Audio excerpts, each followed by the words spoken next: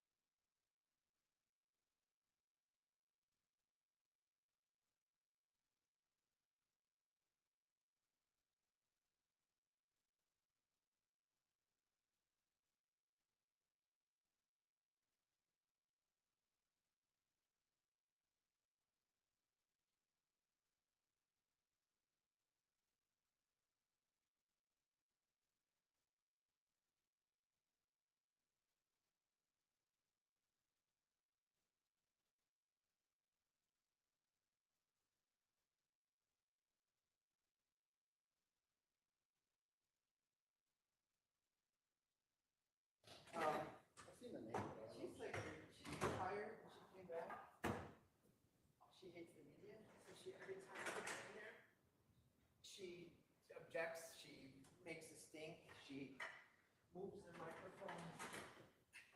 Fucking. All right, I'm gonna go down there to Raymond Court. I appreciate your help. But yeah, do you want these anywhere? No, I'm gonna figure out what, you can just put this back. All right, cool. You got your people already? I've got two of them. We only have four. Four? You want me to do second row here? Yeah, do second row. Or do you want them to sit in the front? She just wants four. Just do the second row.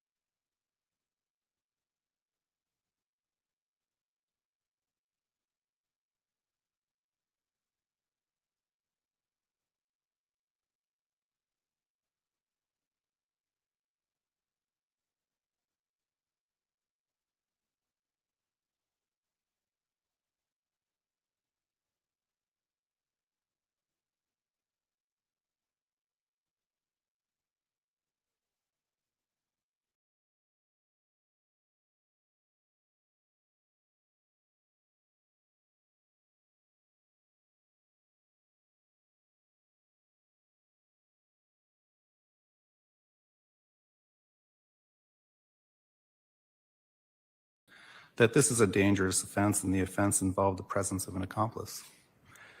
It's ordered entering judgment of guilt for each count in each case. Accordingly, the court will make additional findings regarding additional aggravating factors later in these proceedings. I've reviewed the pre-sentence report as well as the state's sentencing memorandum. Is the state ready to present its side? Yes, Your Honor. First, we would like to have some of the next of kin and victims speak, starting with the 2021 matter. We would like to first call a couple of the people who are speaking virtually. Larry Woodcock should be on, no? All right. While we wait to get him, is Bobby Vallow on? All right. Where else is saying that's not on? Susan Vallow? Have we allowed people in? Yeah, we did send. I just spoke with them. They're hopping on now. Oh, All right, they're hopping on Colby right now. Ryan, I think, is the only one. All right. Well, with that, Your Honor, so we'll start with the virtual. So since Colby is on right now, if we could have Colby Ryan speak first. All right, Mr. Ryan, if you want to unmute yourself. Yeah, I'm here. Go ahead, sir. All right. My name is Colby Ryan. I'm the son of Charles Vallow, the brother of Tylee Ryan and JJ Vallow. I'm here to tell you what I've lost. Not only are my father, sister, and brother gone, but so is my mother. Starting 6 years ago, the horror began. During the middle of my workday, I was alerted that my father had passed away from a heart attack. I spent the whole day at work in shock. I spoke to my mother and felt that I needed to come and stop by after my shift. After a long conversation, she hesitantly agreed. When I arrived at her house, I found out that what she had told me previously about the heart attack was not the case. My father had been shot and killed in what was labeled self-defense. I saw how my sister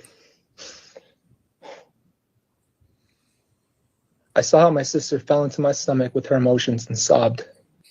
My brother JJ was asleep. Afterwards, I came home to my wife, and our young baby sat on the floor and completely broke down. My life would never be the same. My sister was caught up in the middle of this hell. She was only 16 years old. My little brother was barely 7. Within a few weeks, life continued to move quickly.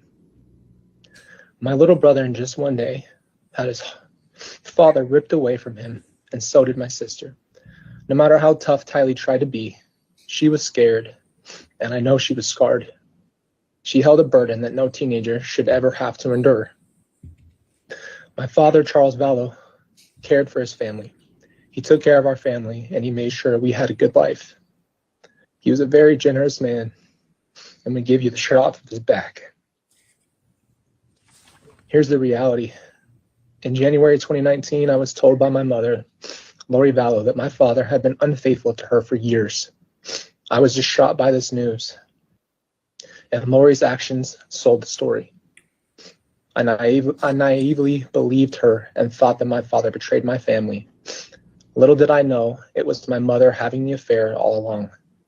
She accused others of what she was doing herself. I regretfully decided to stop speaking to my father. On July 11th, 2019, I would be flooded by the reality that my choice not to speak to him would be a lifelong sorrow. What I lost on July 11, 2019 was a father who was trying to help me in life, and a man who wanted to see his grandchild, and someone who wanted to give guidance and love. I lost a father. This affected me in more ways than anyone could ever know. I have to live with the regret of not speaking to him before he was murdered in cold blood. This did not only affect me. My little brother, JJ Vallow, was only 7 years old, and he had autism and had his life picked apart and never explained. One day he saw his father coming to him to pick him up at the house, and then never saw him again.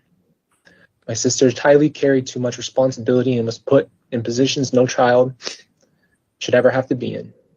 Part of that responsibility was being told to retrieve Lori's purse inside the house, possibly witnessing her father's body.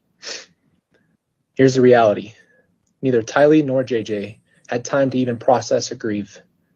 My mother, Lori Vallow, moved them out of state, and only a couple of weeks later, little did we know that my little sister, Tylee, only had 60 days before she would meet the same fate.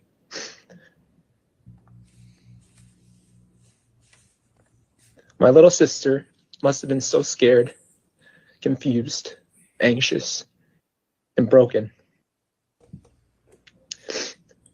and angry in every emotion you could think of. My little brother, JJ, would only have 74 days before he met the same fate. He must have been confused, worried, sad, and frustrated without the ability to fully comprehend his feelings. I know I'm here to tell you the effect that this has had on me. In simple terms, each one of my family members was taken from us all in one swoop. My father was gone in an instant, and later my sister and brother disappeared until they were later found in Lori Vallow's new husband's backyard. This has affected me personally. I had to do something I've never done, and that was fight to stay alive after the pain. There are no words for what I've experienced, and I had to choose to fight and to stay alive for my children and for my wife. Now I'd like to address Lori Vallow. She claims to be Jesus's favorite. She claims to lead a spiritual life, and she claims that she loves everybody, and she also claims to have seen Jesus and visited with him. When did Jesus allow us to commit adultery? When did Jesus change the commandment of thou shalt not kill? When did Jesus allow us to steal money from our dead children? When did Jesus tell us to lie our way through life? It must be a very sad life to smile your way through all the pain you've caused. Rather than being able to acknowledge the pain that she has caused, she would rather say that Charles, Tylee, and JJ's death were a family tragedy and not her evil doing. And I will say this, if you want to see darkness, look at the murdering cult that claims God has commissioned their mission to kill my family and others. Quite frankly, I believe that Lori Vallow herself is the family tragedy. Thank you. Thank you, Mr. Ryan. Thank you. I believe Larry is now online. We Larry can have him Wood- speak next. Larry Woodcock, if you'd like to unmute, go ahead, sir. What would you like to tell me? Can you hear me? Yes, I can hear. Thank you, sir. And thank the court for allowing me to be present. I truly wish I was there to look the murderers in the eyes. I'm unable to. I will say this. Murderers, you're nothing. You're a murderer. You're a narcissist, psychopath, delusional murderer.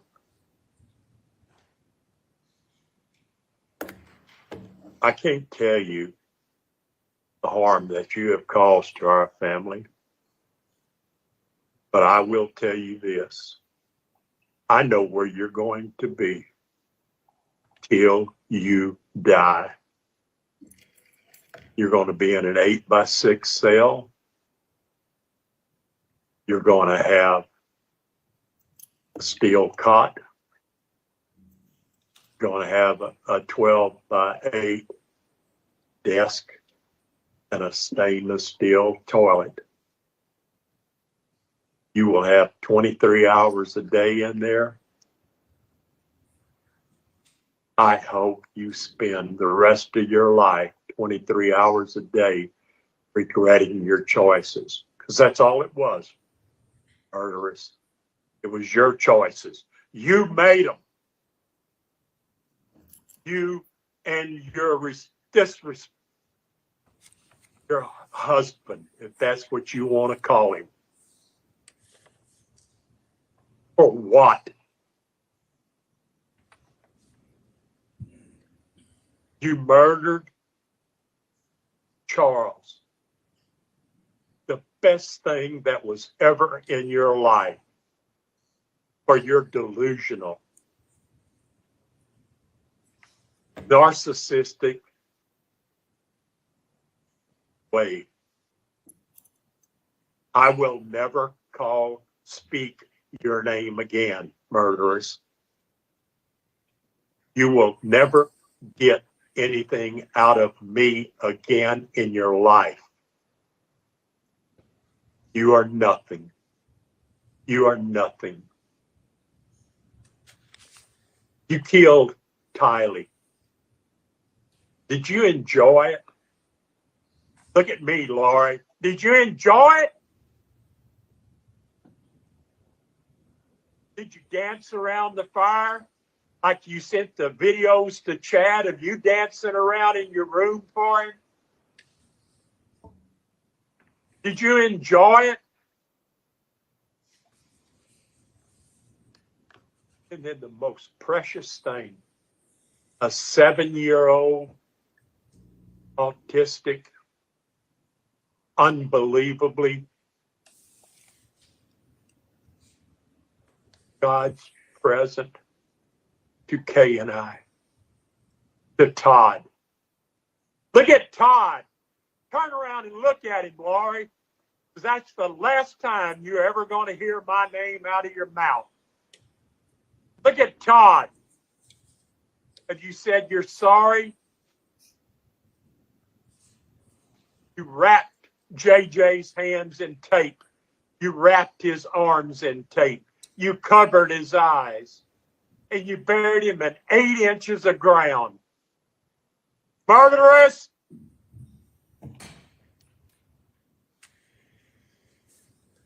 May God have mercy on your soul, because that's the only thing in life. And don't count on God where you're going. You're nothing, murderous.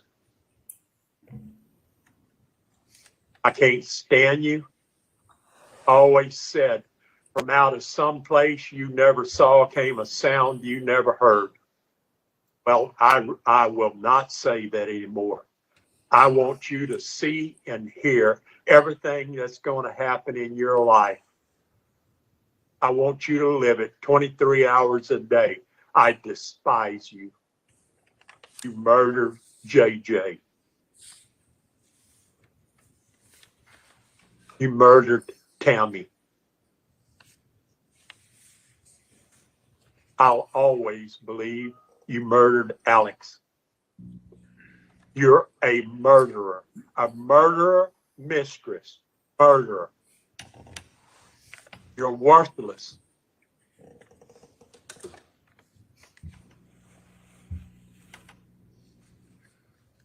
I can't believe 6.5 years of putting up with you. You are not worth it. The 4 murders that you're accused of are only ones that they can prove. Laura, you tried to kill me. I left your house in Hawaii. You tried to kill me going back home. But guess what? I beat you. I'm able to sit here and laugh at you and watch you go to prison. There's others you tried to kill. God bless JJ. God bless Tylee. And most of all, God bless our family. Thank you, Your Honor, for allowing me to speak my final piece to her. All right. Thank you, Mr. Woodcock. Your Honor, Susan will be up next. Okay.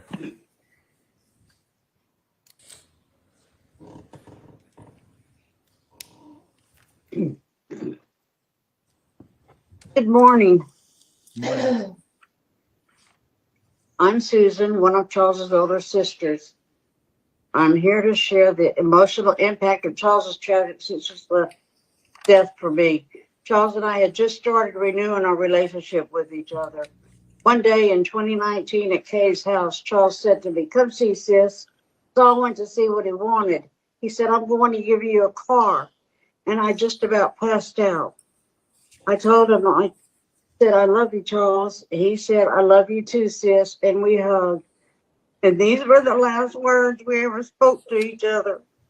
Needless to say, because of your selfish, deliberate, and horrifying actions, this never happened. My brother's love, kindness, and generous nature knew no bounds. He wore his heart on his sleeve. You took all that away from us.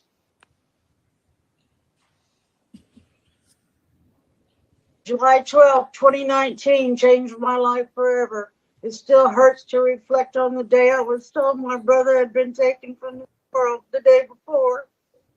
You didn't even have the decency to bother with letting our family know of Charles's death until the day after by means of a vague text from one of Charles's sons.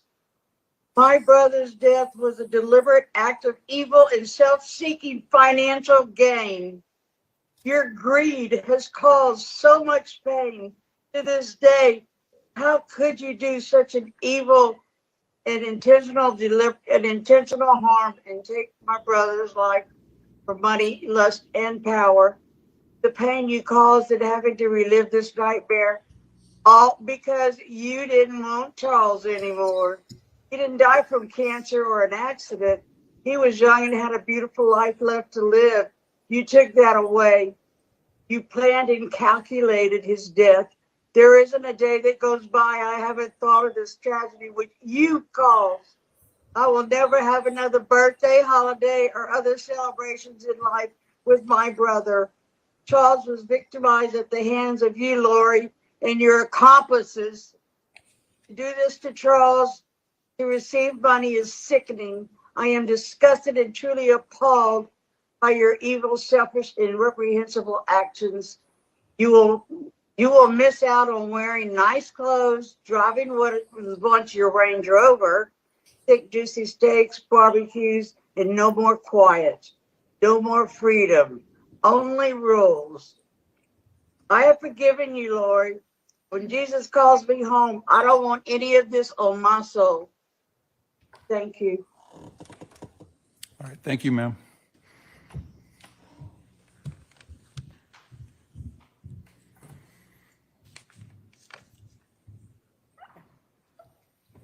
I'm not sure that Bobby's been able to get on, Your Honor, so I believe next Todd Trahan will be speaking.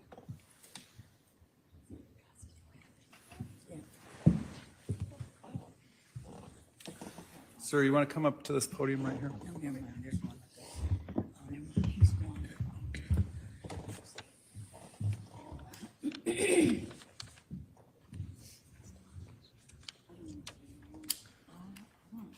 You're Todd Trahan, Yes, sir. and what would you like to tell me, sir?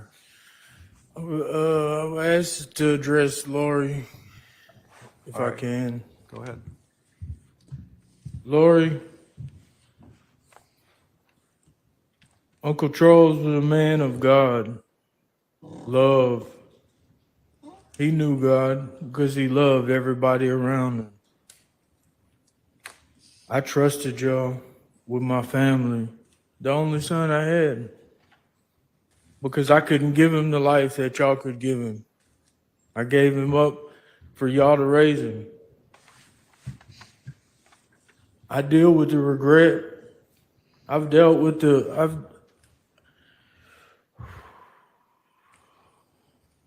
I've dealt with the torment of making that choice.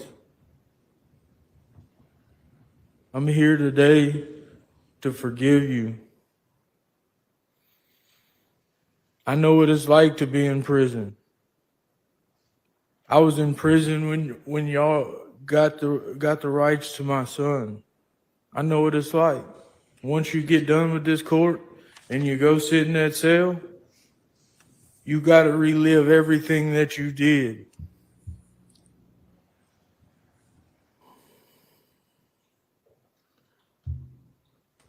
I hope for you that you understand the truth of what God did on the cross, because God died not only for me, he died for the unlovable.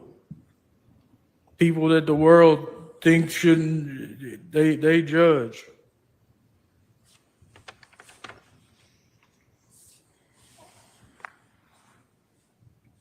I hope you understand the truth before you die.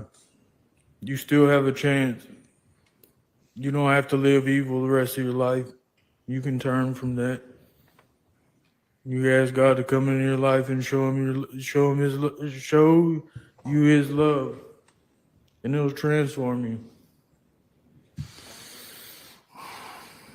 I want to thank the court for letting me get up here and say these things. Thank you. Thank you, sir. Next should be Kresha Trayan.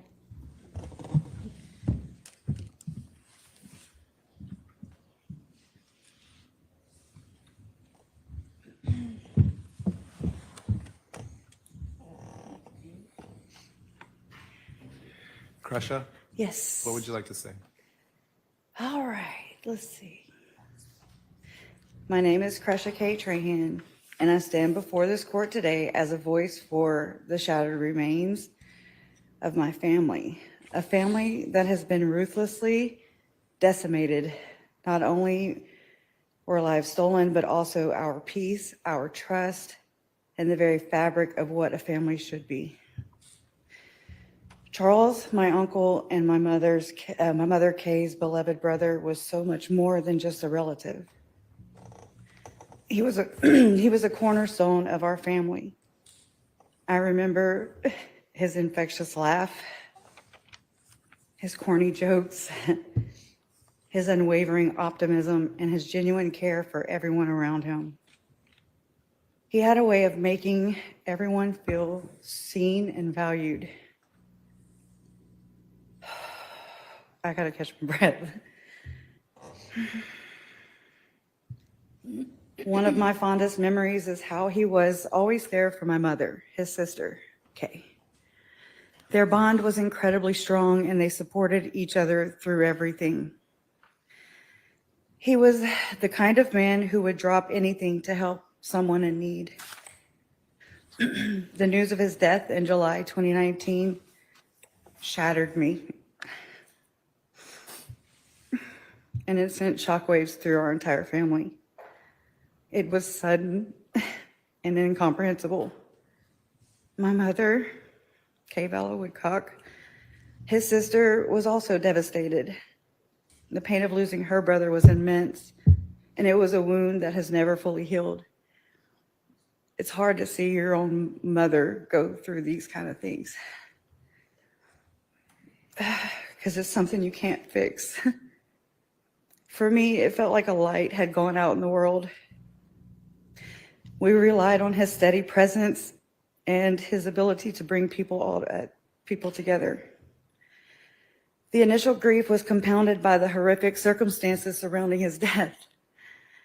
To learn that his own wife was involved in his demise was a betrayal of the deepest kind. It added a layer of anger and disbelief to our sorrow. The questions of why and how haunted us, turning our grief into a constant ache of injustice. We now know the chilling extent of the premeditation. Records on Chad Daybell's Gmail account show searches for Ned Snyder, 1996, Death, Louisiana, and bodies possessed after original occupant dies, as early as January 28, 2019. This was before Charles was ever referred to as Ned Snyder. This revealed a calculated descent into her delusion. Charles was fighting for his life and for his children's future long before his death. On February 20th, 2019, Charles called Banner Life to change his beneficiary to my mother, Kay, specifically for his special needs son, and to place a PIN code on his account. He was clearly concerned about someone accessing his account. Just 6 days later, on February 26, 2019, he called again to finalize the change, but couldn't provide a password he had never set. That's how distraught he was. He had never set the password. I mean, he had set the password and forgot that he had set the password. Growing angry as he suspected fraudulent access. From March 19th to March 21st, 2019, even while Charles was alive and still married, his wife and Chad Daybell traveled from Idaho to Arizona together, as evidenced by tickets in her iCloud account. On March 21st, 2019, she was back at the Four Points, Sheraton, and Mesa using their Wi-Fi, all while plotting and believing in twisted narratives. Her so-called spiritual beliefs were nothing more than a thinly veiled excuse for murder, justification for murder. The names used for Charles, Ned Schneider, Heplos, we don't know, were born from Chad Daybell's internet searches. Zalema's cellular phone records paint a disturbing picture of the generated belief system, with discussions about Chad's so-called gifts to cast out dark spirits, remove swords, and place spiritual armor. This was all a grotesque fabrication designed to justify heinous crimes. There was talk of healing quicker and reversing age, for Christ's sake. Oh, wow. While actively plotting the deaths of innocent people that trusted her. Perhaps the most heartbreaking detail is the decision Charles made to try and make his marriage work. He truly believed in reconciliation, and he really loved Lori, his wife. He took his wife back into his life, and in a text to his attorney, Taylor, he wrote, quote, "What can I say, Taylor? Love always wins," unquote. These were the words of a man clinging to hope, a hope that ultimately led him to his death. Tylee, my step-cousin, was a bright and blossoming young woman full of life and potential. Even though our family connection was through marriage, she was our family connection. She was always considered one of us. I remember her vibrant energy and her protective nature towards JJ. It reminds me of how I am with my brother Todd. She had dreams of traveling the world and truly living life. She possessed a unique spirit and a kindness that radiated from her. When Tylee disappeared, the initial worry quickly turned into agonizing fear. We desperately hoped for her safe return, clinging to any shred of possibility. The eventual news of her murder was soul-crushing. A stark and brutal end to a life that had barely begun. The pain of knowing her potential was extinguished so violently, it's unbearable. We mourn the experiences she will never have, the milestones she will never reach, and the person she would have become. The world is undeniably darker without Tylee's light. And then JJ, my nephew, my only nephew, was a sweet and innocent little boy who brought immeasurable joy to our family. Joshua Jackson Vallow was born Canaan Todd Trahan. He was born to my brother Todd Trahan and his longtime girlfriend Mandy Leger in Lake Charles, Louisiana on May 25th, 2012. He was 10 weeks premature and he had drugs in his system. I remember pacing the halls of the labor and delivery floor to see what his prognosis was. And I remember praying and reaching out to friends on social media to ask them to pray too. I remember him having tubes and wires coming out of his tiny little body to help him reach stable balance. My nephew smashed my own doubts and fought so hard to come into this world. And it's no surprise to me to learn how he fought for his life to stay in this world. When his mother, his uncle, and his mother's side piece preyed on a 7-year-old autistic boy and snuffed him out. Think about that. Later burying him in a shallow grave in the backyard of her future husband's property. As an autistic child, he had unique challenges, but also unique gifts. His infectious giggle, his love for dinosaurs and planes, and his need for a routine or memories we will forever cherish. I saw a video where he would line up his plushie toys and he would play the drums for his audience. It was so cute. Okay, sorry. My mouth is so dry. I'll never, oh, wait. Or how he sang on my parents' 56-passenger bus and then was joined by his Papa Larry to sing to one another. I'm also blessed to have captured this interaction on film that day. I never knew it would be played by news outlets all over the world when he and his sister Tylee had gone missing. He was a vulnerable and trusting child who relied on the adults in his life for love and protection. The betrayal of trust in his adoption and subsequent murder is a profound and lasting wound. She adopted him to get him out of a bad situation just to murder him?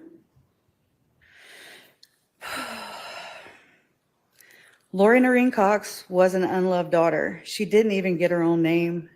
She was never allowed to be herself, an individual with her own identity and her own life. She was always told she was someone else, living someone else's life. Her mother, in her grief over losing her infant daughter, convinced herself that Lolly's spirit came back to her in a new body. She convinced herself that she never lost Lolly, but that Lolly was so special she was allowed to come back to Earth again. And then she was convinced that she was Lolly. But the reality is that Lolly was lost. The hard truth is that sometimes infants die, and there's no reasoning and no explanation that makes it feel better. Sometimes babies just die. But her mother couldn't sit with that. She couldn't accept that, and so instead she taught her that she was Laura Lee. She taught her that Laura Lee must have had such a special mission that her spirit got to come back in her body. She was taught that she didn't matter. She was taught that she didn't deserve to have her own name, her own life, her own identity. She was devoured. And then to make matters worse, she was violated. I don't know when or how or by whom exactly, but she knows. She knows what happened. She knows who did it to her. She may pretend that it never happened, but the memory of it lives in her cells, and she can't ignore because those feelings come for her, and they find her in the quiet moments she wishes would go away. I know what okay, sorry. I'm gonna skip. That was, I'm crediting Megan for that. Here's the final plea for justice. The actions of the defendant have systematically dismantled families, leaving behind a trail of unimaginable grief and trauma. My family, especially my mother and my brother, have endured unspeakable pain because of these actions. We lost a brother, a son, and a nephew, and the lingering fear and sorrow inflicted are a constant heavy burden. I implore this court to impose the maximum sentence possible. The defendant deserves to spend the rest of her life incarcerated, held accountable for every life stolen, every heart broken, and every family destroyed. Her calculated cruelty has earned her nothing less than the hardest consequences. Let justice finally be served for Charles, Tylee, and JJ, and I can't forget Tammy. My uncle Charles's last words to his attorney about taking his wife back were, "What can I say, Taylor? Love always wins." In his memory and for the countless lives impacted by these horrific crimes, I hope that justice for once truly wins. Thank you. Thank you.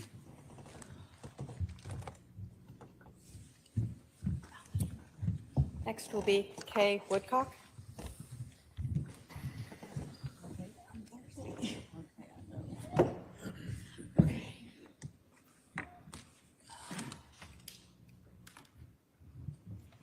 Go ahead and go up to the podium. Oh, okay. I'm thinking.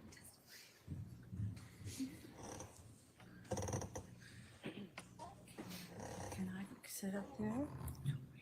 Gotta be here? Okay.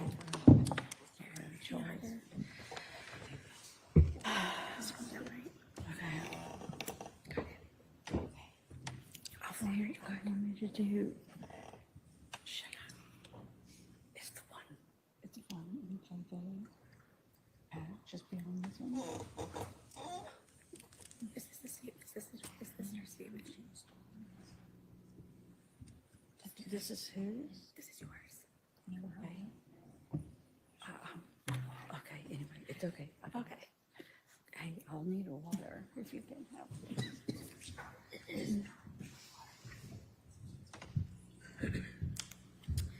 Your Honor, I stand before you today to honor Charles, my big brother. This courtroom is where Charles finally receives the justice he fought for and never saw in life. Thank you for allowing me to speak. Charles was more than my brother. He was the backbone of our family. He was steady, loyal, and endlessly generous. He was the kind of man who showed up for everyone without ever asking for anything in return. When you walked into the room with Charles, you felt safe, you felt valued, and that's what makes this all so unbearable, because the very person who should have cherished him the most, his own wife, betrayed him in the cruelest, most calculated way imaginable. Charles was a protector by nature, the man who would give you the shirt off his back and then ask what else he could do to help. He loved fiercely, laughed easily, and built his life around the simple but powerful values of family, faith, and hard work. It feels right that this trial comes after those for JJ, Tylee, and Tammy, because he was a true Southern gentleman. I know he would have told us to take care of them first. Lori. First, let me say this. Charles is not your husband. I can't do that. You have to address the court. Okay. Sorry. Charles is not your husband. Your disgusting co-monster, Chad, is. The Miss Texas pageant, Wheel of Fortune, Extra on Modern Family, July 31st, 2023. What do they all have in common? They're all days that failed to make you famous or idolized. Infamous? Yes, but never famous, never idolized. You spent your entire life chasing cameras, applause, and validation like oxygen, but here you are, exposed, convicted, stripped of the lies you wrapped yourself in. All your interviews, all your attempts to manipulate, triangulate, and control the narrative, even the one released just last night, have failed. The world sees what I saw in 2019 when you abandoned Charles, Colby, Tylee, and JJ to chase that grotesque shadow of a man, Chad Daybell. You call yourself a mother, a wife, a woman of God. You are none of these things. You are a liar, a fraud, and a murderer.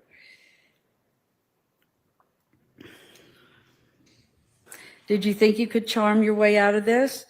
Do you believe people can't see through the lies?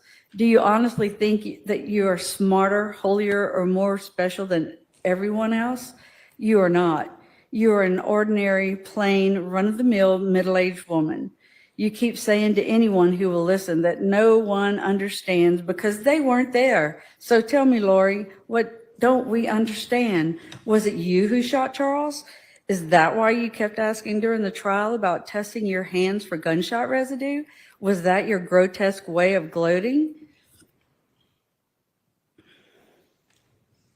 You murdered Charles. You confessed to the conspiracy. Do you think we all missed that? You took his phone and played a childish game of keep away and then tried to sell the world that this was a good reason for Alex or you to shoot him.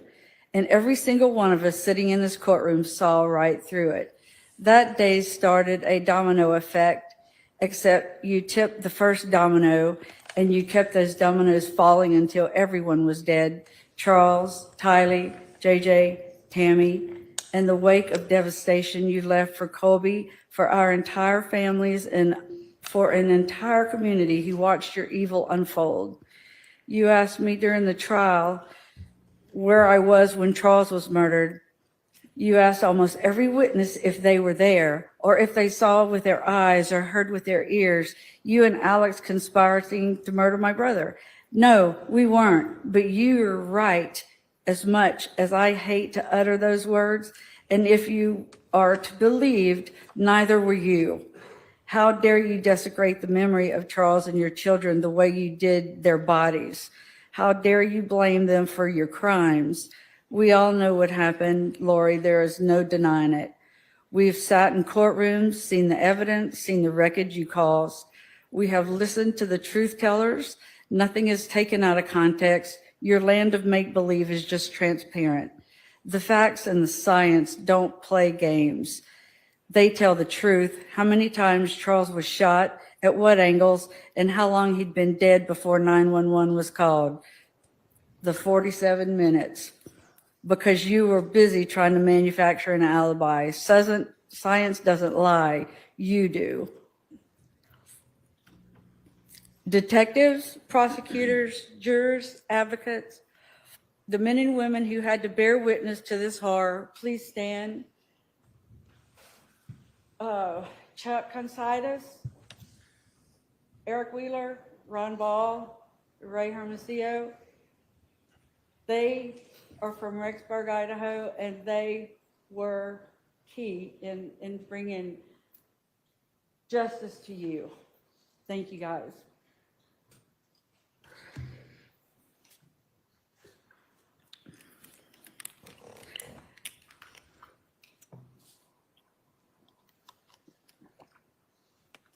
These individuals bear the weight of directly confronting your actions. They took that burden home to their spouses, children, and sleepless nights. They endured tragedy. You didn't just take our loved ones. You sparked a tragedy that now affects countless families. They understand. They were there, and they worked tirelessly to bring you to justice. Chandler PD never believed your bullshit. They didn't charge you immediately because they were busy untangling your web of deception. So you can continue making claims that no one understands because we weren't there. But make no mistake, we stand perfectly. We understand premeditation. We understand conspiracy. We understand fraud, insurance policies, and false alibis. We understand how long bodies lay in the ground while you danced, vacationed, and manipulated for attention. We understand the cost, emotional, financial, spiritual, that all of us have paid to clean up the wreckage of your delusion. Therapy, lost work, trauma, panic attacks, courtrooms and funerals, ashes and empty chairs. You are so selfish, so pathologically self-centered that you can't even see the shockwaves you created in every life around you. Webster's dictionary defines tragedy as a disastrous event. What happened to my family is precisely that, a series of disastrous events, each one engineered by you. You and Chad built a religion of narcissism, two people drunk on the fantasy of being special, chosen, above the law, above humanity itself. You labeled people as dark to justify murder.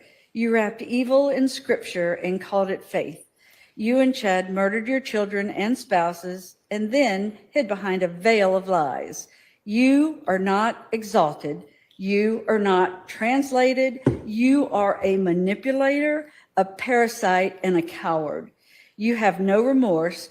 Your deflection is disgusting. Your interviews are manipulative. Your faith is counterfeit.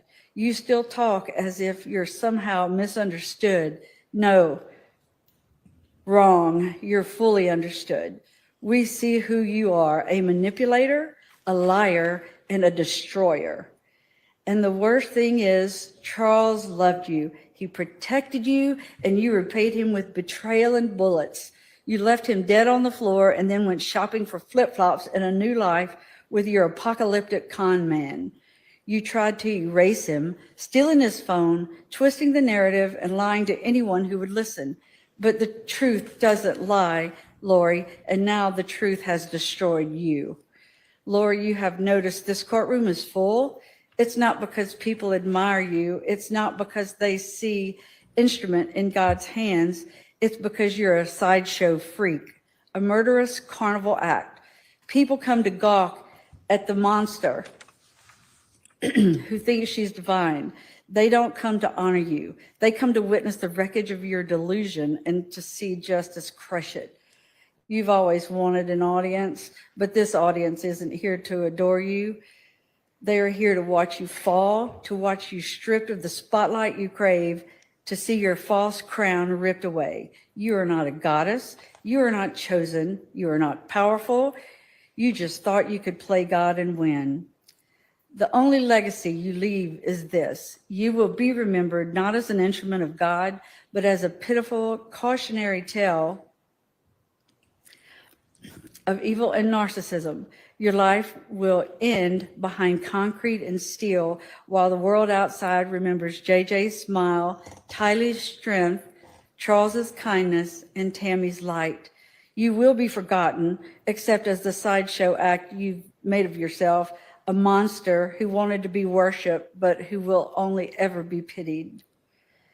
But the legacy of Charles, JJ, Tylee, and Tammy is here in this courtroom, a new type of family built on love.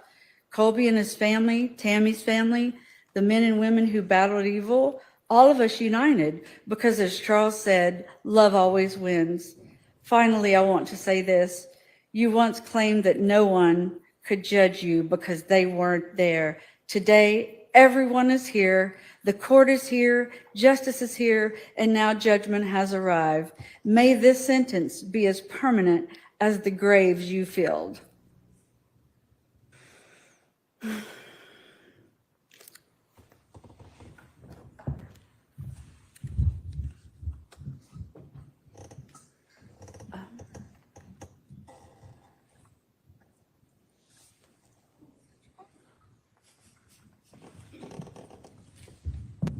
I think Kay has a letter she's reading. Okay.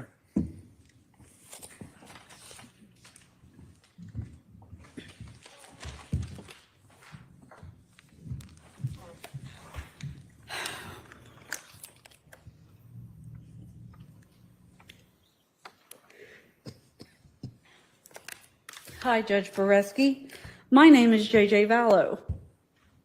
I can't be here today to read this letter because I am dead.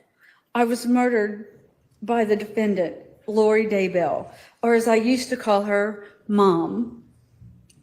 See, there are a whole lot of tragedies that have happened to my family, and all of them are the result of my mom's actions. See, my daddy was the first of the dominoes to fall. The day he was murdered, everything good in my world started to crumble. Actually, that's not true. It started before then. It started when she met her co-conspirator, Chad. She abandoned me for 72 days in early 2019. My daddy, Charles, was there for every bit of it. He tried so hard to keep me on my schedule.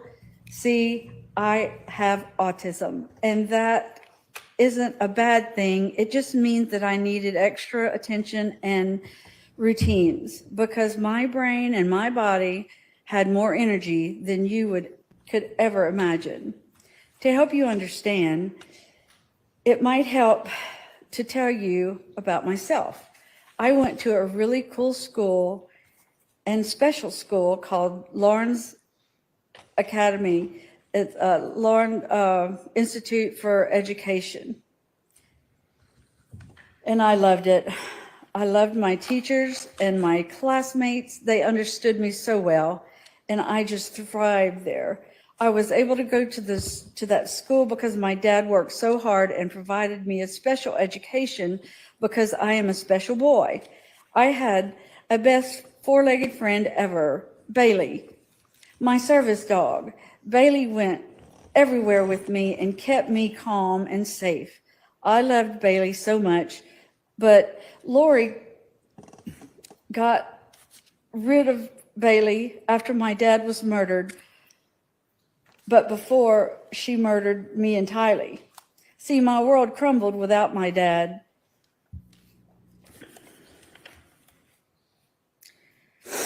Without him to protect me, everything changed. She took me out of my school and told my teachers that my dad committed suicide. She told them on my last day of school. She told me too.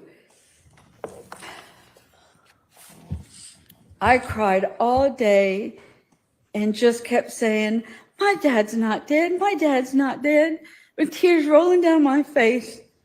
And I missed my dad. Now I had lost Bailey, my school. And now my dad wasn't just on a business trip anymore. He was dead. Then within the next few days, it got worse. We moved. All of a sudden, I was at Colby's, my big brother's work, telling him goodbye. I couldn't go play with my cousins at Brandon's house anymore. Braxy and Bridie were taken away too. My aunts, uncles, brothers, grandparents, teachers, friends at school, my mama and papa, and Ashlyn, and everything that I knew was gone, all because my dad couldn't protect me anymore. He was my best friend. I loved my dad more than I can ever explain. Lori caused the next tragedy in my family too, the next domino to fall. There was one thing I had left, was my big sister Tylee. She murdered her too. She murdered her on September 8th of 2019, just 59 days after my dad was murdered.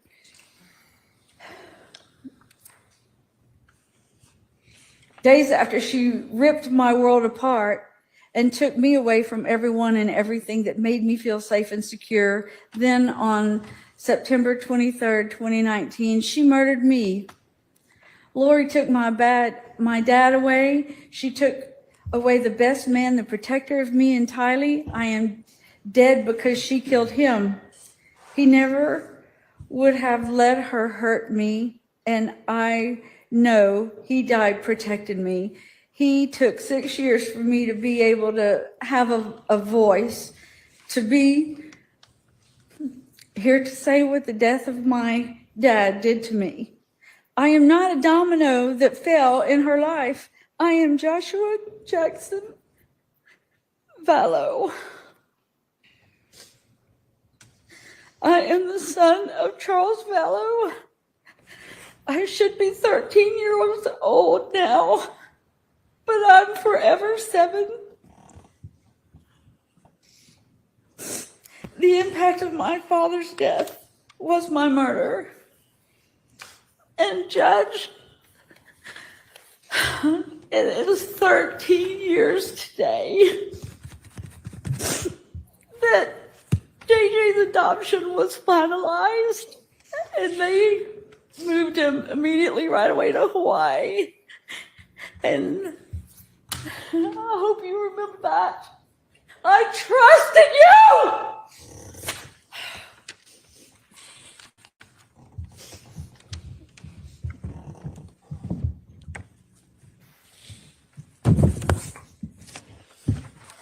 Next is Jerry Vallow.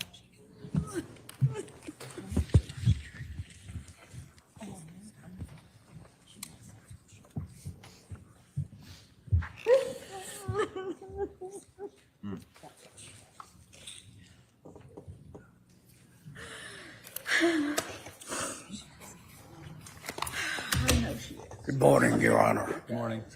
My name is Jerry Vallow. Charles is my big brother.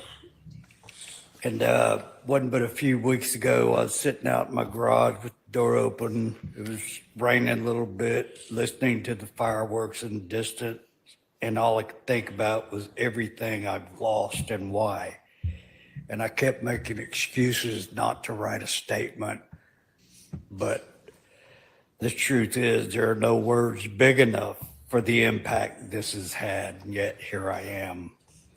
I am a veteran. I served honorably for this country and everything it's supposed to stand for: freedom, independence, and justice. I knew good men that went to war. Some of them came home badly broken. Some came home and couldn't live with the weight of what they carried and ended their lives. Some didn't come home at all.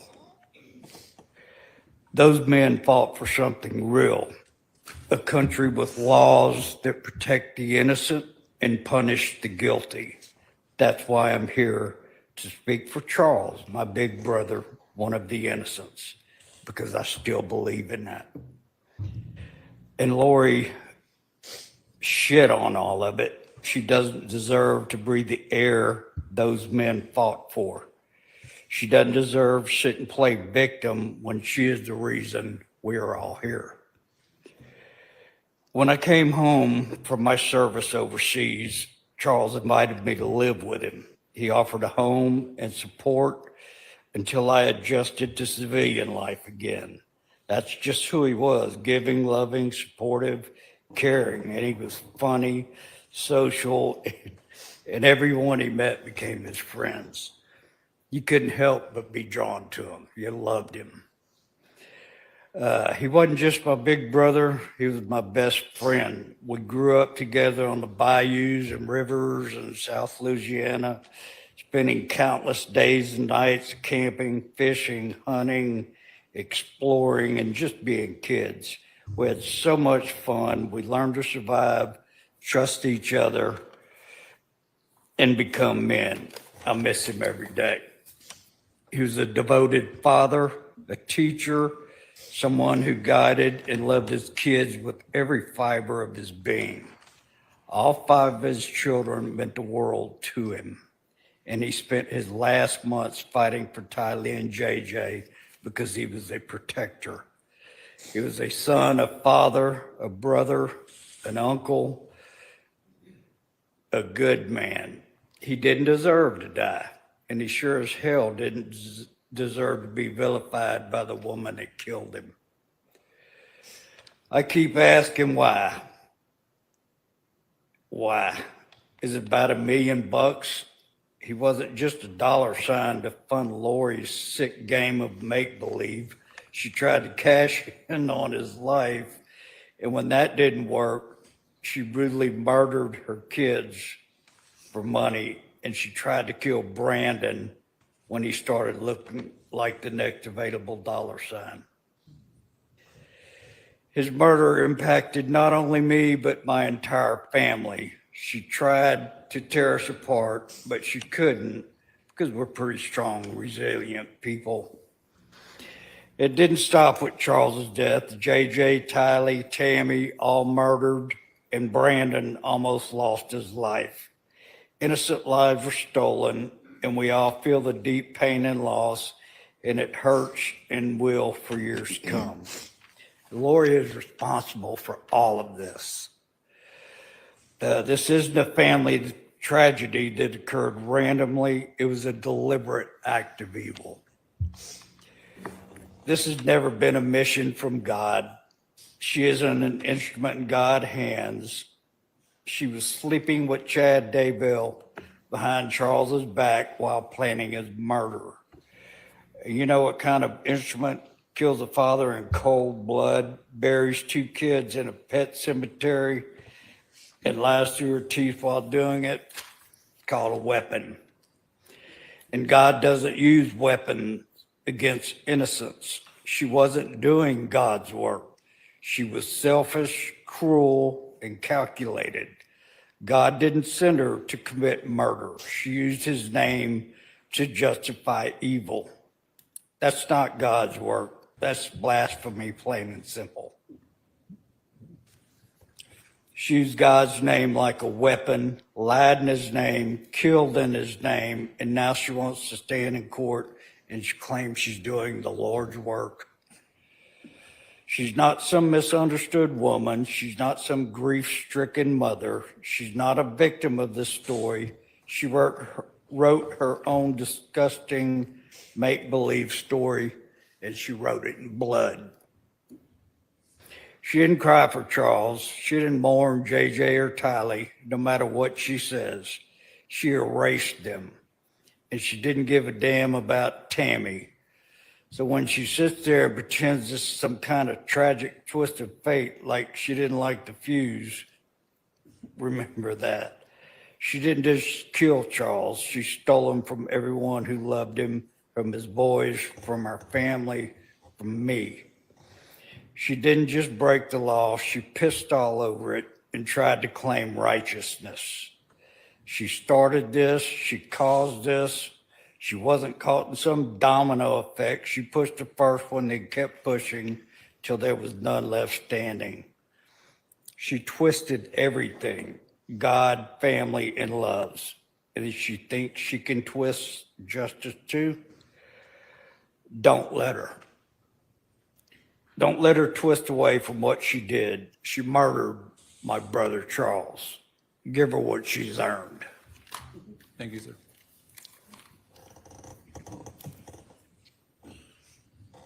Judge, next we have Brandon Boudreaux's family and Brandon who'd like to speak on behalf of their case. Okay. I think we are starting with Teresa and Carlson Boudreaux.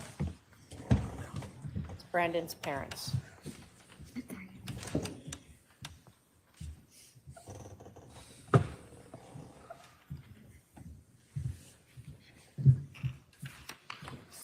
Thank you. On October 2nd, 2019, due to Lori Daybell's evil actions, our family lost a measure of innocence and security. Lori Daybell's cruel criminal behavior, combined with the inhumane actions of those who conspired with her, nearly killed Brandon. Had they been successful, the world would have lost a remarkable, kind, loyal man. As his parents, we would have lost a remarkable son. His children, our grandchildren, would have lost their stabilizing father. Our children, his siblings, would have lost an amazing brother who helps guide our family through his selfless example. Brandon's genuine love and kindness is evident in his interactions with his family and friends. He truly cares for those around him, and his actions speak louder than words. We thank God every day that evil didn't succeed. As a family, we have mourned with all who have been affected by Lori's inexcusable acts. Lori Daybell and her evil co-conspirators devastated so many families. Her selfishness is responsible for innocent lives lost, taken from this world without any justification whatsoever. She is the author of heartache and sadness. Today, Lori will face the consequences for her part in hurting so many innocent people. The sentence she is given can't undo the damage and pain she has inflicted upon us, but it's important that she be held accountable for her crimes. We would ask the court to keep Lori confined in prison, away from all of us and the rest of society for the rest of her life. As she serves her sentence here on earth, we will continue to stand together and support each other. We will choose to remember those who have gone from us because of her actions with love. As for me and my family, we will continue to heal together. We won't let Lori or her evil acts define how we see the world or our future. We have endured difficult times.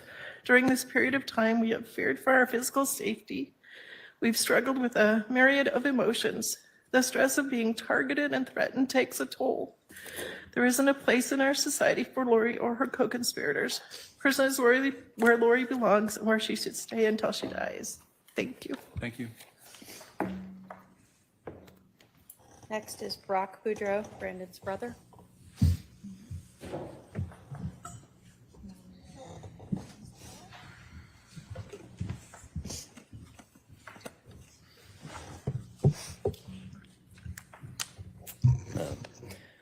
Thank you, Your Honor. First of all, I want to just say how grateful I am that Alex is a terrible shot and that we get to be here today to to talk about my brother who's still living, and he's the only one that was fortunate enough to have that.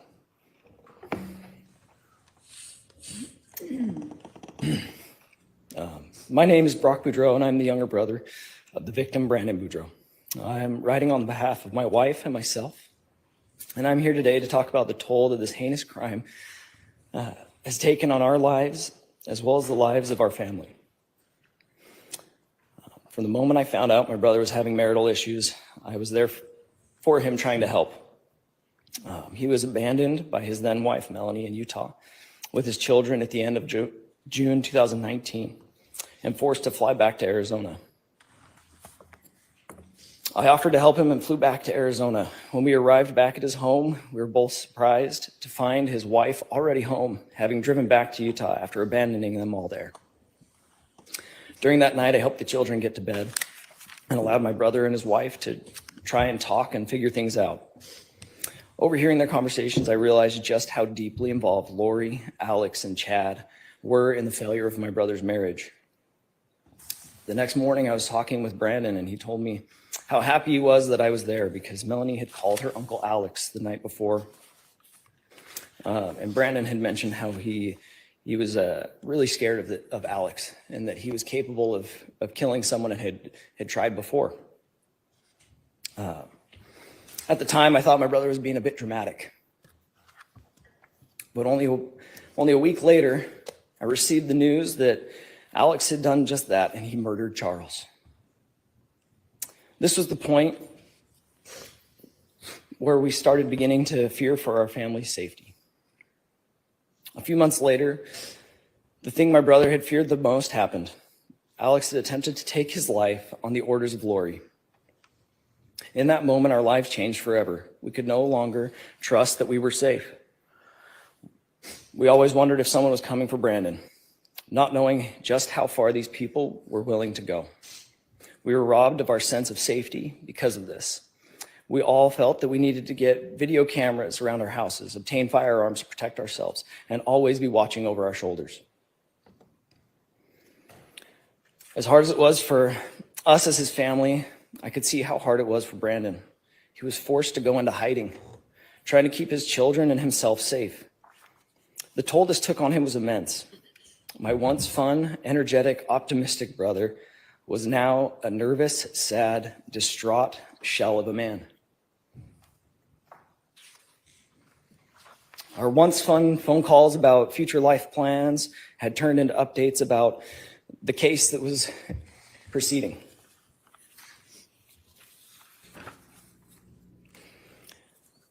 June 2019 was the beginning of so much sadness in our family's lives. As the story unfolded and things became more public, our family name, being so unique, started to be recognized and associated with the ongoing trials and investigations. I'm a practicing dentist in the state of Arizona, and now I constantly fear of people Googling my last name. Having things pop up about the case rather than information about me or my practice. I would like to think that this has not affected people deciding whether to come and see me or not, but I'm sure it has. Our lives have now become entangled with a story none of us wanted to be a part of. We are forced to have hard conversations with our young children, trying to explain why someone would want to kill their uncle. This has forced us all to watch as Brandon has had to share custody of his children with a woman we all know was involved in his attempted murder. It has forced us to sit back and watch as our name has been publicly defamed and slandered by that same woman. Somehow, she still walks free, but I hope someday she gets the justice she deserves as well.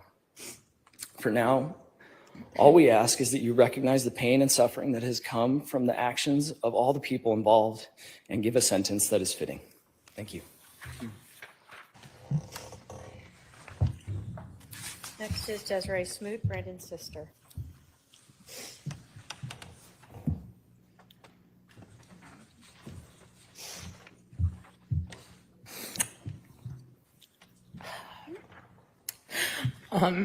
My name is Desiree Smoot, and I am one of Brandon Boudreau's older sisters. Sorry. It is extremely hard for me to explain just how much my brother means to me and how much the decision of Lori Daybell and others to conspire to shoot him on October 2nd, 2019 has impacted my life and my family's life. Nothing prepares you to hear your dad tell you that someone tried to shoot and kill your brother and that they missed him by inches. The shock, anger, helplessness, and fear you feel is unimaginable. Our lives were completely changed after that day. I saw my brother in person a few days after the attempted shooting, and I will never forget that moment. I can still see him today. His face was so full of fear and shock. He couldn't comprehend what had happened to him. He feared for his life and for his children. As an older sister, there's nothing you want more than to protect your brother, and I couldn't do anything. I couldn't take away his fear and pain. I couldn't fix this. I can still hear my brother's voice as he broke down on the phone. He cried to me, asking how he was supposed to explain this to his children when they were older. How was he supposed to tell them that someone who was supposed to love him tried to take his life? The heartache in his voice broke me. I knew that this was a reality that he was going to have to face at some point. The trauma for him and his kids will never be completely over. The following months after the attempted shooting of Brandon, my husband and I lived in constant worry and fear as we tried to help support Brandon and my nieces and nephews. During this time, my husband was called by my dad and asked to rush over to their house because there were people there that we were really scared of. I remember being terrified for my brother, my nieces and nephews, my parents, and my husband. During that time, we also lived in fear that someone could possibly show up at our house. We had my brother and my nieces and nephews at our house quite often, and we had to be so vigilant in being aware of our surroundings because we didn't know if people were going to show up, people that were trying to hurt my brother. The stress and fear greatly impacted my husband and I as we tried to appear normal for our own kids and for my nieces and nephews because we didn't want them to be worried. Our work lives were impacted as we tried to balance our jobs with the stress and fear we were experiencing. I have never known fear like what we experienced for those few months after the shooting. Eventually, my brother was so scared he decided he needed to take his kids and go into hiding because he didn't feel safe. My mom, my sister, and I decided we would split up the time and each go and support Brandon and help with the kids. I took off a week of work and left my own family to try and offer a little bit of love and safety to my nieces and nephews whose lives have been completely changed because of others' choices. Brandon and I worked hard to try and keep everything normal for his kids while both of us were scared and worried. We didn't want the kids to feel our fear, but we were scared. The amount of stress this bounce put on us was extremely hard. We both could feel it. I could see the stress and anxiety on my brother. He was trying so hard to support his kids while he trying to find a way to keep them safe. Family means everything to me, and I am extremely protective of mine. I have felt so angry and helpless because I haven't been able to fix this for my brother and my beautiful nieces and nephews. My heart aches for the realities my nieces and nephews will have to face as they get older and realize what happened to their dad and how all of this impacted their lives and will continue to impact their lives. It is not fair, and I hate it. I have to talk to my own kids about the fact that someone tried to hurt their uncle, someone they love greatly. These are not things any parent wants to have to discuss with their kids. How do you explain this evil act?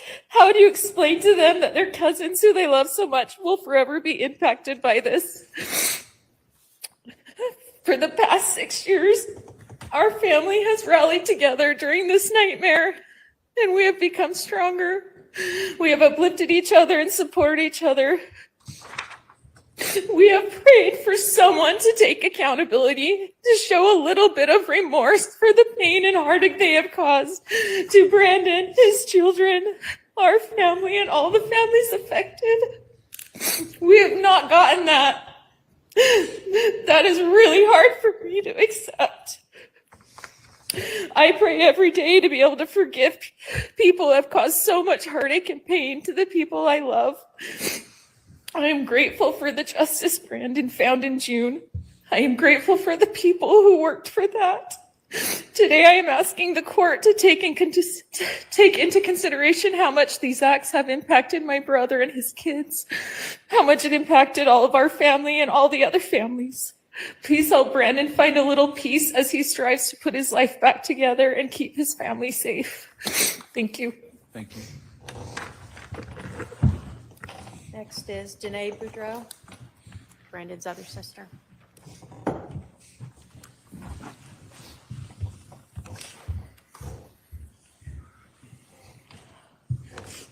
Hi, my name is Danae Boudreau, and I'm the youngest sister of Brandon. I've always been thankful for the beautiful family that I was raised in. My parents raised us in a home filled with love, laughter, and a belief in our Savior, Jesus Christ.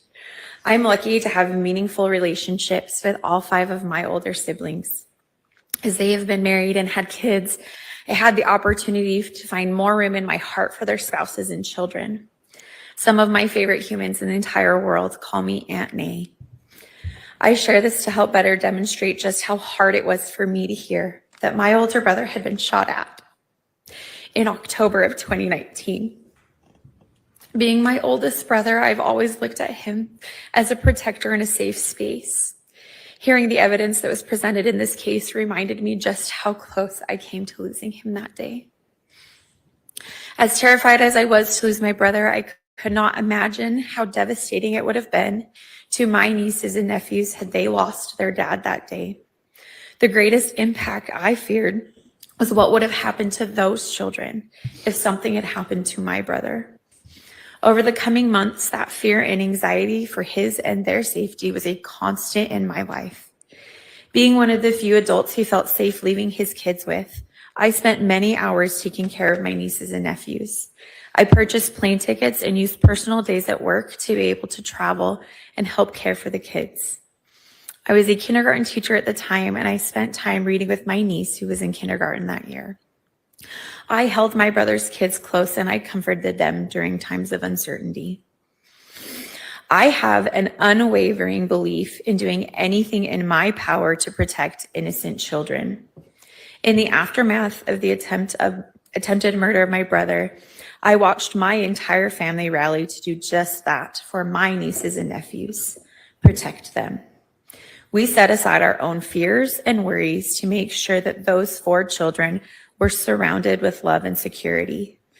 I forged a special bond with my nieces and nephews, one that I still carry today. Had something happened to my brother that day, this bond would most likely not exist. I've carried fear, anxiety, anger, and sadness in my heart as a result of what happened to my brother. There have been times I've feared for my own safety as I've helped to keep those children safe.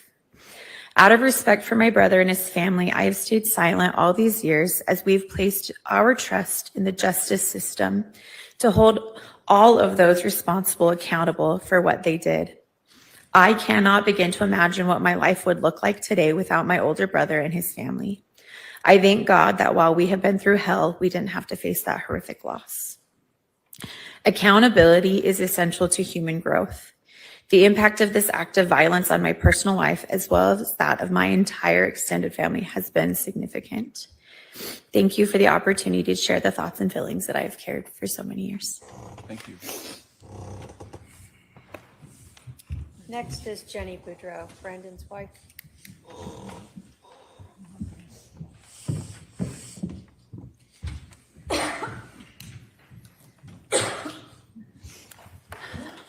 My name is Jenny Boudreau, and I am Brandon Boudreau's wife. First and foremost, I want to thank all those that have spent countless hours in bringing justice to not only Brandon, but to Charles, JJ, Tylee, and Tammy. Today, I stand here today as a voice for the pain and lasting trauma caused by the attempted murder of my husband, Brandon Boudreau, on October 2nd, 2019, a day that none of us will forget.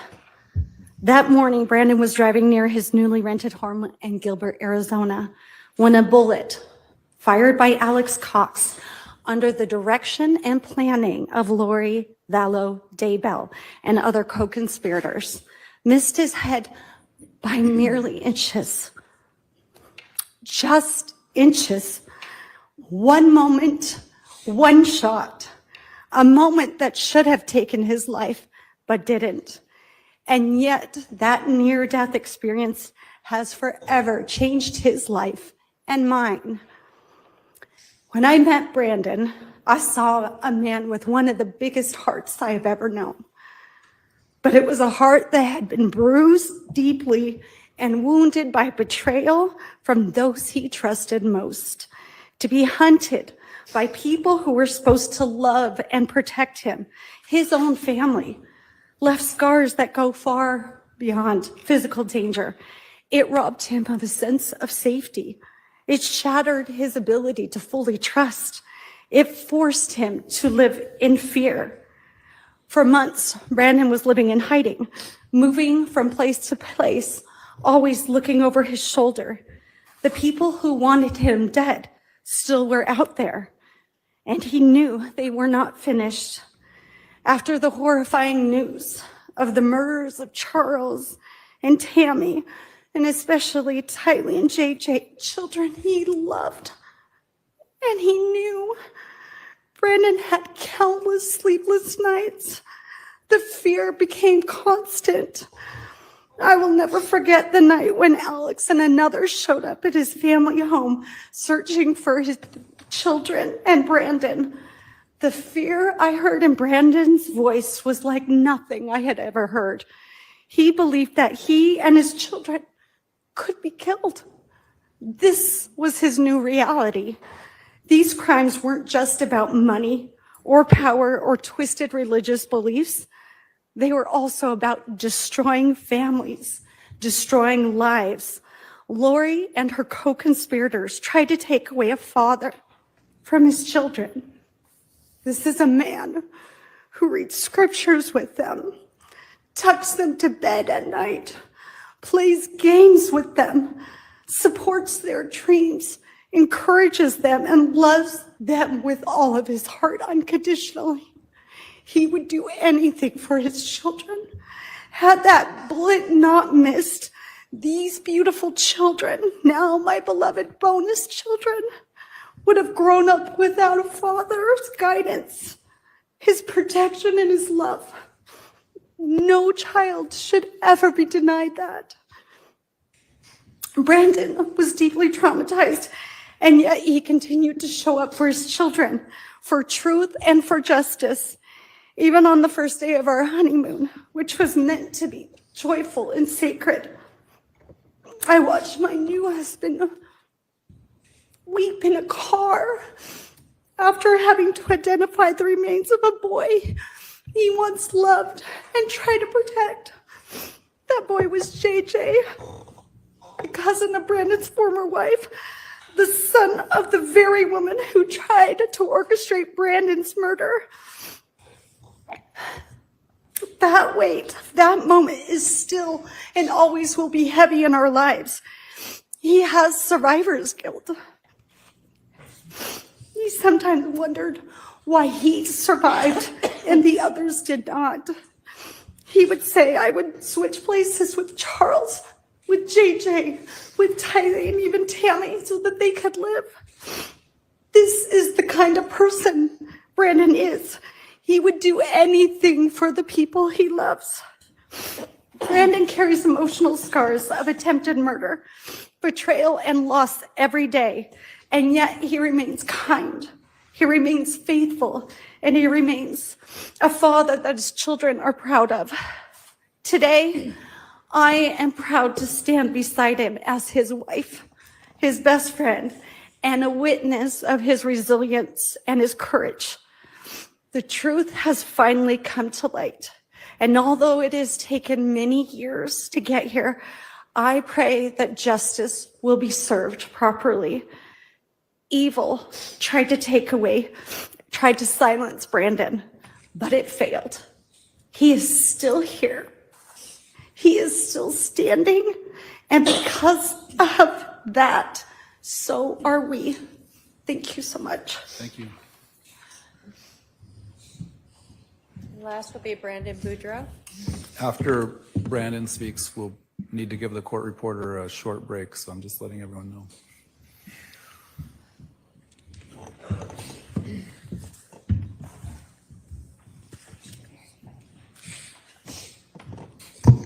Thank you, Your Honor.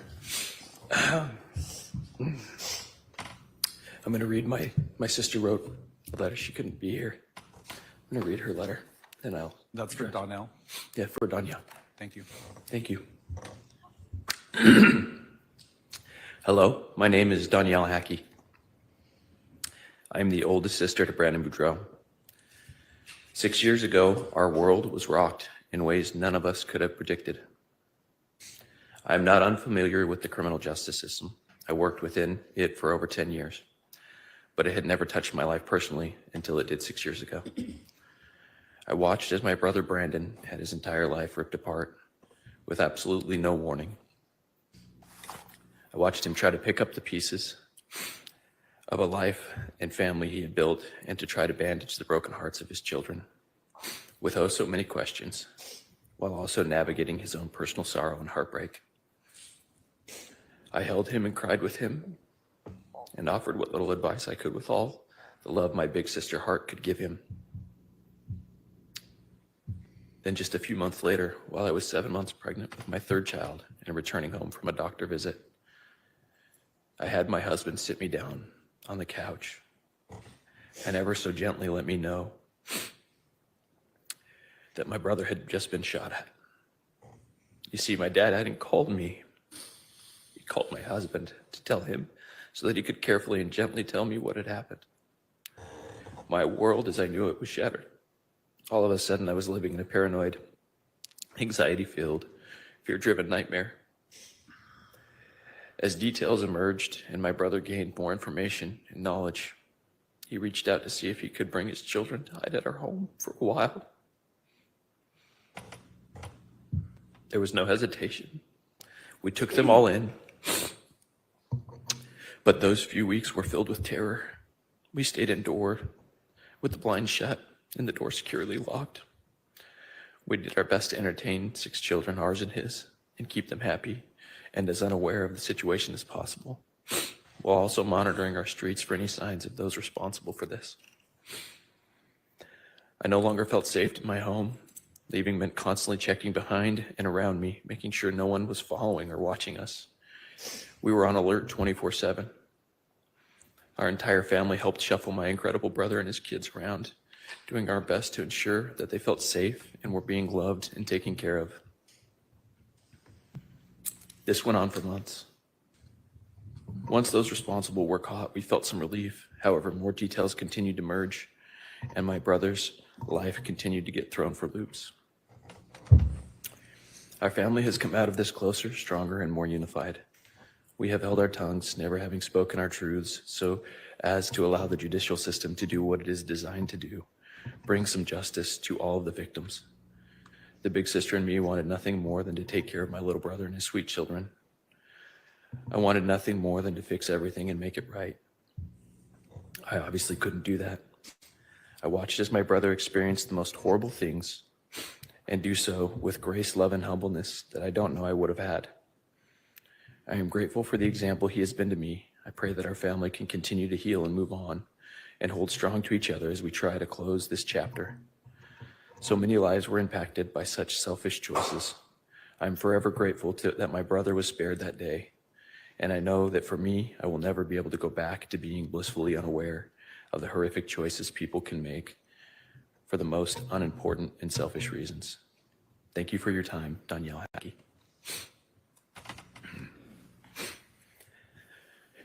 Your Honor, thank you for giving me my time today and for listening to all these people who are my family now and who have gone through this with me. On October 2nd, Lori Daybell, someone I considered family, conspired with others to shoot at me, an act that not only endangered my life, but it threatened to destroy the sacred family unit that I cherish for my children. Had this heinous crime succeeded, my children would have been left to face a lifetime of grief, robbed of the love, stability, and spiritual guidance I provide as their father. The betrayal by someone connected to my family has left me battling overwhelming emotions over the years. I felt fear, paranoia. I lived with constant vigilance,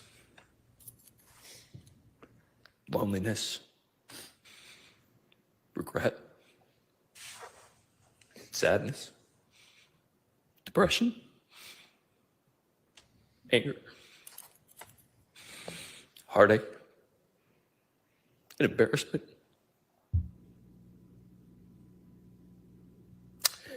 All while striving to remain a beacon for my children I didn't want them to see.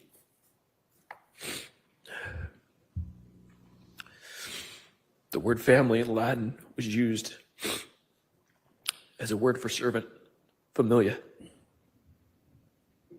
How beautiful to think of those who are family as those who we serve or who serve us freely without the thought of reward. I try to live this truth every day, serving my children with selfless dedication, nurturing their dreams, teaching them resilience, and providing a foundation of love. Lori Daybell's actions sought to tear me from the sacred role, leaving my children without the father who serves them with unwavering devotion. Trust is something that is intangible. It can almost, excuse me. It can almost be measured in interactions with others by the speed and comfort with which we speak. We can see this inside our families. When it's present, it creates beautiful, safe spaces where human beings can grow and feel loved. As a father, I strive to cultivate this trust, fostering a haven where my children feel secure to grow and express themselves. Had I been killed, this trust would have been shattered, leaving my children vulnerable to fear, uncertainty, and struggling to rebuild the safety that they deserve. I believe the family unit is ordained of God, and as such, it can be the most safe and sacred space we have in this life. I was raised in such a unit by parents who created this for me. And my life's greatest desire is that one day my children will look back and say that I created that for them. This divine calling gives me a drive to provide a nurturing and sacred environment for my children, mirroring the love I received. The choices that were made on October 2nd by Lori and others attempted to end my life. They threatened to rob my children of this God-ordained sanctuary, denying them the legacy and safety of love I strive to build. Research underscores devastating impact of losing a father in early childhood. 20 to 30% of bereaved children develop clinical depression or anxiety, grappling with abandonment. It can hinder their ability to form healthy relationships. My children would have faced these scars and many more. Their sense of security would have been destroyed. The violent act orchestrated by Lori would have taken this. Additionally, children who lose a parent experience academic setbacks, social withdrawal. Studies show that such children face socioeconomic challenges as adults, threatening the stable future I work tirelessly to provide. Besides my children, I have extended family for whom this conspiracy's toll I will never truly know. There's no measurement system for our grief, for our stress, for their pain and their trauma. They carry a burden that was no responsibility of their own. They're good people, all of them. But they showed up They understood what family meant. They postponed work. They postponed life. They postponed fun. They even put out their own children and their own spouses. I had to ask them and their families to keep me safe and put them in jeopardy. I was scared to stay with them for months after they shot at me and kept trying to find me. I was continually pursued when I asked my new wife to marry me.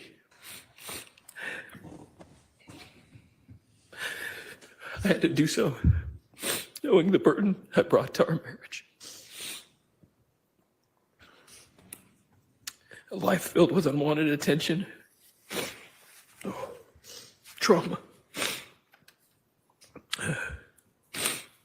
from a conspiracy I knew nothing about until it was almost too late. This burden will never go away, but we will learn to deal with it. We can never go back. We can't fix these things. There's no way to make right all the injustice and suffering that we've endured. So my greatest hope is that we can protect others from facing it. I hope those who participated can be removed from a place where they can have a chance to hurt anyone ever again in the future. No one deserves to live a life of fear and trauma. I have friends who stood up and put their lives on hold to help me and my children. I don't know how to convey to you the fear they must have felt to just be involved with me or around me. As others conspired and continued to come looking for me, I can't imagine the impact it had on them after the fact or during. And some of them had to distance themselves to keep their family safe. Finally, this overwhelming toll and conspiracy has had so much effect on those who are called upon to uphold our laws, and to those that I employed to try to protect my family. I would include attorneys, law enforcement, juries, yourself, your staff, all the people who have to deal with this. We've spent countless hours and precious resources from our community's taxes, mine and my family's personal finances, striving to prove exactly what happened, and most importantly, to keep children safe.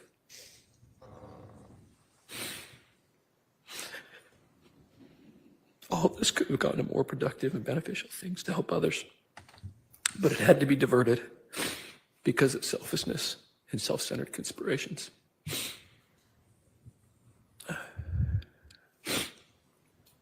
Your Honor, I'm a believer in forgiveness,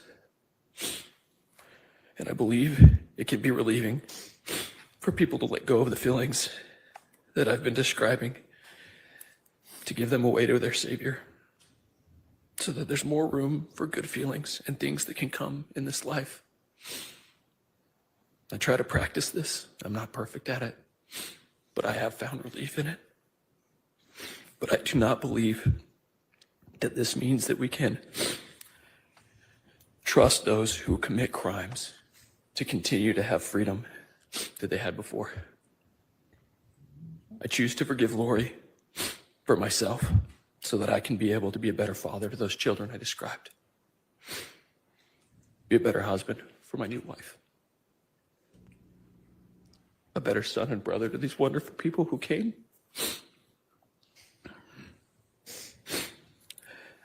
And a better neighbor and friend to those people who were there for me when I needed it most. But I have never seen any remorse or acknowledgement from Lori or any of her conspirators. Only denial, shaming, and accusation. I would never feel safe if she has freedom. I will always fear her for what she would try to do, again, to hurt my family. The trauma of this attack has already shaken my children's sense of safety. It's forced me to fight through pain And it's forced me to work to restore trust for them in this life that we live. Lori's conspiracy was an assault on the essence of familia or selfless love. It's an assault on trust, and it's an assault on the divine sanctity of what a family is and what I grew up in.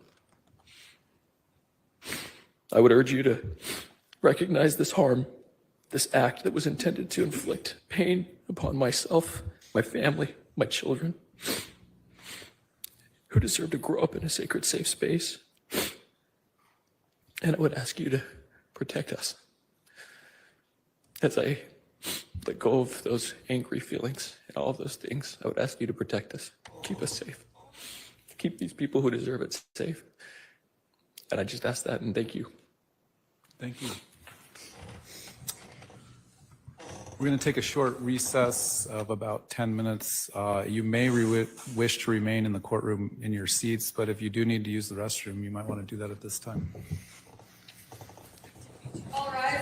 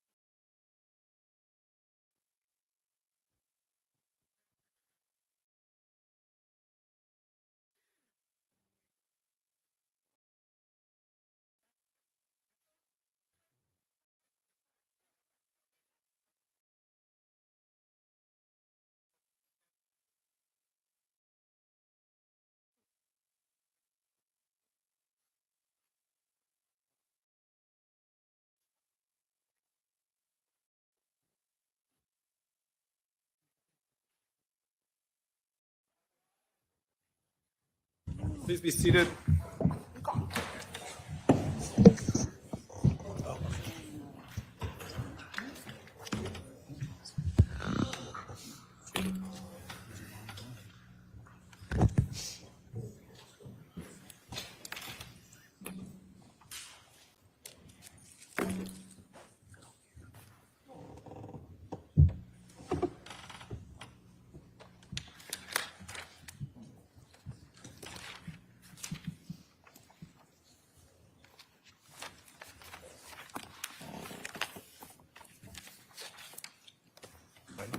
Back on the record in CR 2021-001704, CR 2022-001242. The state can continue with its presentation.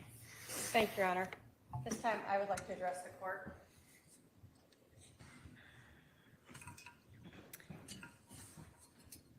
Lori Vallow Daybell, in the jury trial for Charles Vallow, told the jury that the case and murder was about a family tragedy. In her next trial, she told the jury, again in the shooting of Brandon Boudreaux, that this was a tragedy. And while she's been in custody, she has agreed to speak to the media 4 times. And she has again spouted off that this was a family tragedy. A tragedy is a disastrous event, a calamity, a misfortune. Synonyms for tragedy are accident, catastrophe, disaster, misfortune, or mishap. A family tragedy does not involve premeditation. A family tragedy does not involve the intentional killing of a person. A family tragedy does not involve working with an accomplice to commit first-degree premeditated murder. And a family tragedy does not involve conspiring with others to kill. Lori Vallow Daybell has evoked the words family tragedy, but her actions show her to be a cold-blooded murderer. Even more disturbing than Lori Vallow Daybell's attempts to fashion the murder of her husband, Charles Vallow, and the shooting of her nephew-in-law, Brandon Boudreaux, as a tragedy, is the way she has twisted religion and fashioned it as a justification for her actions. The reality is this defendant is the same as every other murder defendant. The motives we usually see in murder cases, money, sex, are exactly what motivated this defendant for the murder of Charles and the attempted murder of Brandon. Although this defendant denies it, her text messages and her own actions show that these were her motives.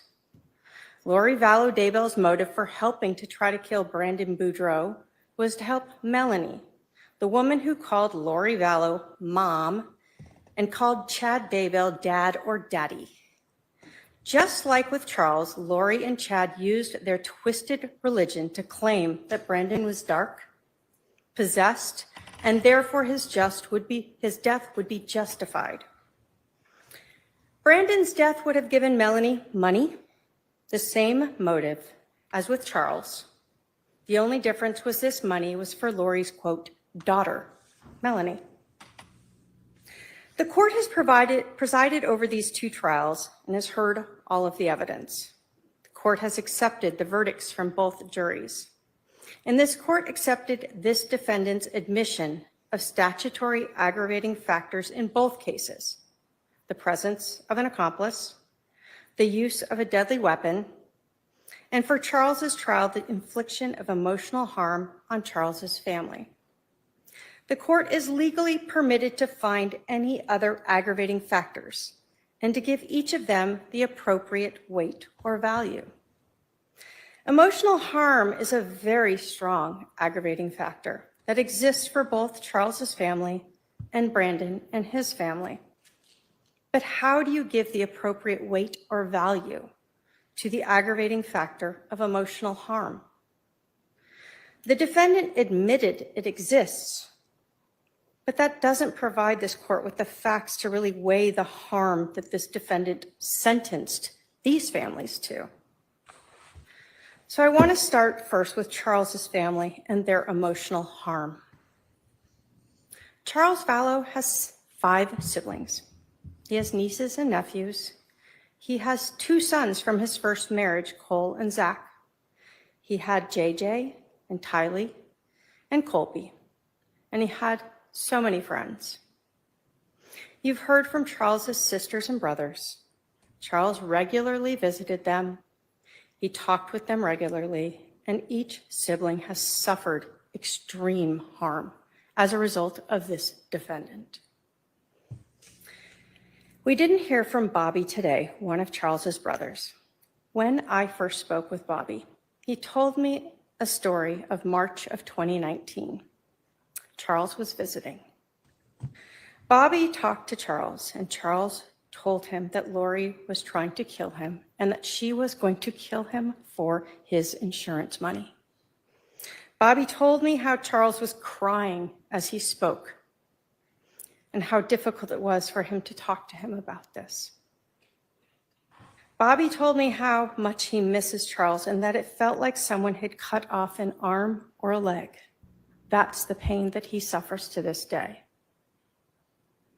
When I spoke with Charles's brother, Jerry, I learned how Jerry looked up to his brother and literally followed him around as a child.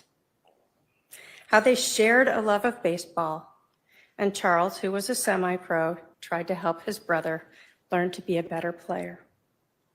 This is a loss that Jerry still feels every day.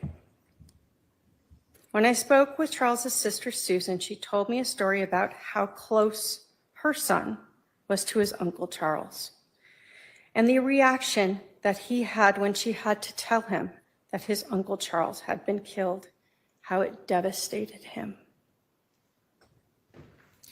When I first met Kay and her husband, Larry, I could see the exhaustion in their eyes after going through the trials in Idaho. Kay and Charles were exceptionally close, and it was clear to me that Kay would do whatever was needed to ensure that her brother got justice. And she has been here many, many days. But one of the most disturbing parts of this case that gives so much weight to the aggravating factor of emotional harm and shows how callous, how self-centered, how uncaring, and how narcissistic this defendant is the text messages that she sent to Charles Vallow's sons, Zach and Cole, on July 12th, the day after Charles died. She let them know via a text message that their dad was dead. She wrote, quote, "Hi, boys. I have very sad news. Your dad passed away yesterday. I'm working on making arrangements, and I'll keep you informed with what's going on. I'm still not sure how to handle things. Just want you to know that I love you, and so did your dad." One of Charles's sons texted back, "Lori, what happened?"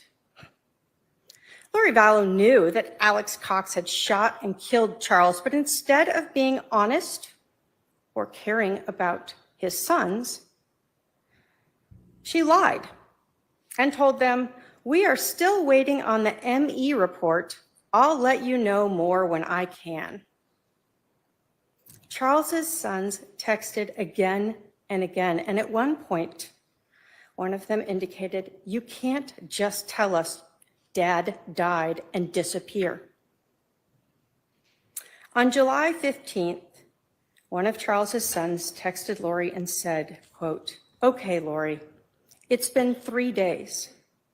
You let us know our father passed away over a text message. 3 days and we haven't heard from anyone. The only information we have is the one text from you saying he passed away.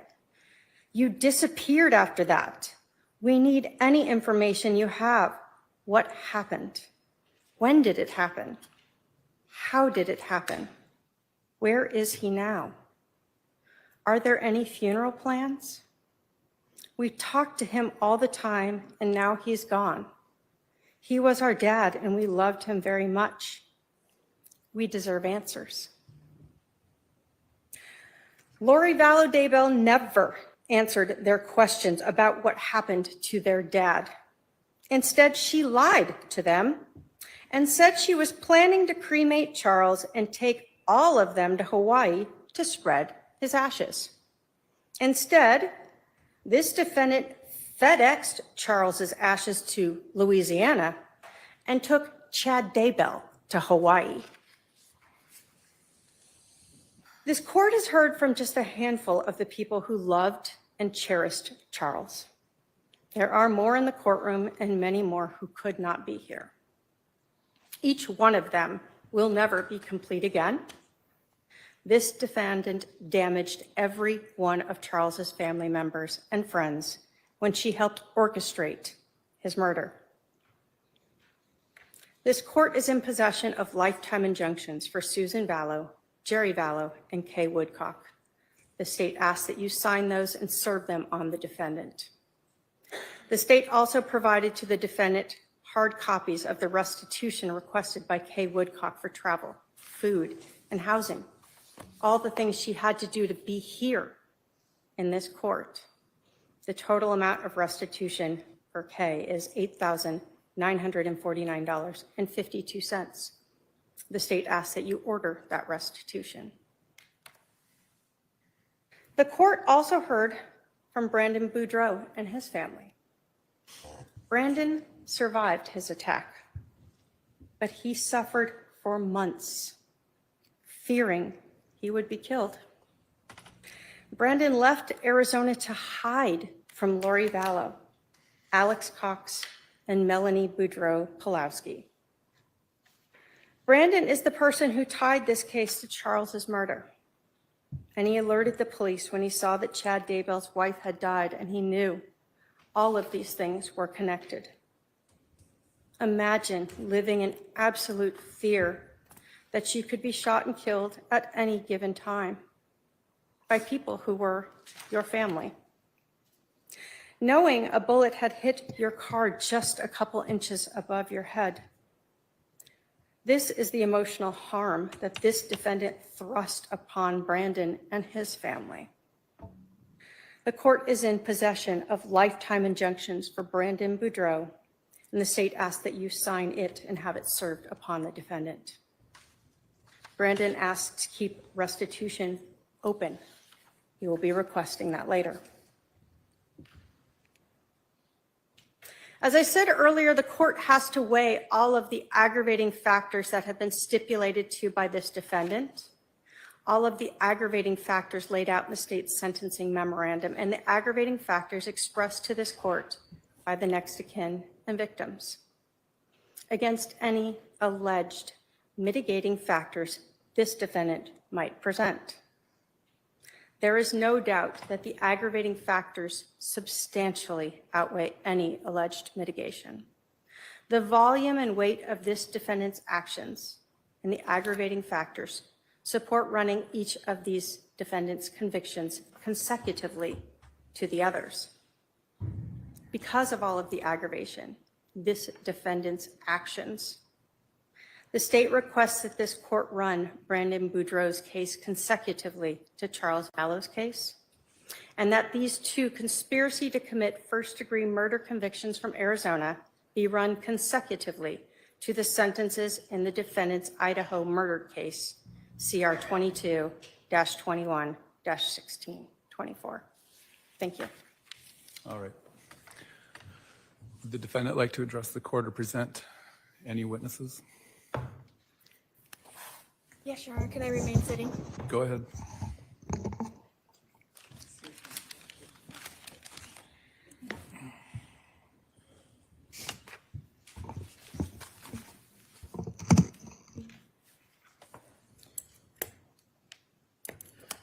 Representing myself at these two trials was a constitutional right that I exercised.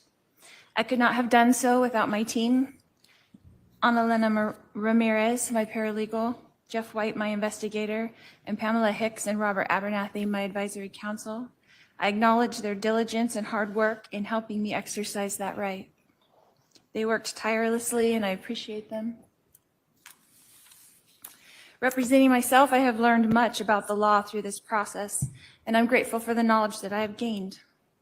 Knowledge is eternal, and it is only love and the knowledge that we acquire in this life that we take with us into the next. I have studied the rules of law, case law, and the like. I was amazed and enlightened as my understandings were completely changed from before I started this process. Before this long court journey, I only had basic understanding of the judicial process. I was of the understanding that both parties would be able to get up at a trial and each tell their side of the story, but I soon learned that the rules of law do not allow that. Actually, they do. The process is much more complex than that. It is not designed for that, although the Constitution of the United States was designed for that.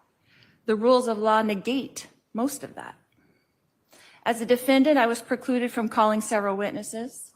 Other witnesses for the defense were precluded from testifying things that they did witness. As a defendant, I was precluded from asking law enforcement specific questions. I was also precluded from admitting documents that the state turned over to the defense as discovery. The founding fathers of this country did not intend for the rules and laws of trial that have been implemented into this justice system to make it impossible for the accused to defend themselves. Their objective was quite the opposite. They advocated for a fair and impartial and speedy trial. It was never their intention for people to be sitting in jail for years and years waiting to be tried while the state continues to try to gather new evidence against them. This is what our unjustice system has become. Men and women sitting in jail for years and waiting to be heard. The constitutional right of life, liberty, and the pursuit of happiness thwarted. My case is not unique. There are many here in Maricopa County that have been in jail almost 10 years waiting to be tried. The conditions of this jail are not for long-term confinement. You do not have access to direct medical care. You do not have access to proper nutrition. You do not have access to sunlight. You do not have access to decent dental care. In fact, when you have been at Maricopa County Jail for 1 year, they come to your door and offer you a vitamin D supplement because you have not been in the sun in a year. Imagine this for years. It is inhumane. The state of Arizona, according to the laws, since I am a prisoner from another state, only had 90 days in which to give me 2 speedy trials. That's 3 months. I arrived here at MCSO on November 30th, 2023. That is over a year and a half, 20 months specifically. That is over 6 times the amount of time it should have taken for me to have these 2 trials. But Arizona leaves this law up to the judge's discretion, and the judge has the power to extend your trial at his will. Even though the 6th and 14th Amendment of the Constitution of the United States proclaims otherwise. 98% of all cases in Maricopa County end in plea deals where the accused plead guilty. And I'll tell you why. It's so miserable in that jail that they plead guilty so they can go to the prison and have decent food, decent sunlight, and a chance to live. 2% of all cases in Maricopa County that actually do go to trial, of all the cases that actually do go to trial, only 0.2 end in acquittal. That is 1 out of 1,200 people who go to trial go home. That's actually not the correct stat. Is that a system designed to convict you? The rules of law governing trial assure that. As you witnessed in my 2 cases, the judge supports the state to achieve this outcome. So here we are, the state of Arizona has accomplished its intention. 1, to extradite me from Idaho. 2, to convict me. And 3, to add to my ledger of lifetimes. The state used countless taxpayers' money to transport me, house me, millions of dollars to wrongly convict me on 2 charges that they made sure judicially that I could not defend myself against.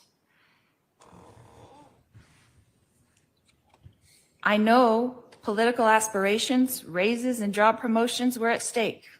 So congratulations. I was convicted in the media long before I went to trial. We all know that there was no way for me to come to Arizona and get a fair, impartial, or speedy trial. And now that fact has been proven. The state of Arizona brought me here when I was already serving 5 life sentences. Now I will serve 7 life sentences. Will that be enough? Will that be enough? I want everyone to know that I mourn with all of you.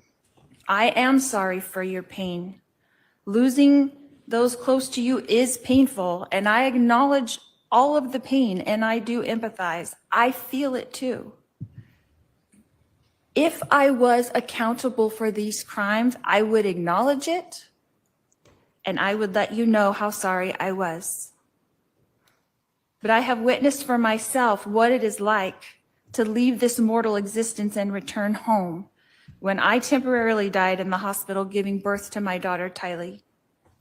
When our spirit leaves our body and we return to the pure energy state in the spirit world, we immediately no longer feel hate, anger, envy, or resentment. I promise you. We come to earth to experience these emotions, but these emotions are immediately replaced by a blissful, heightened sense of peace, love, joy, and well-being. The moment our spirit leaves our body, we feel more alive than we ever did on earth. And we have deep empathy for those we have left behind. We do not want our loved ones to grieve or be sad. We know that they will because that's a mortal experience, but they come to comfort us.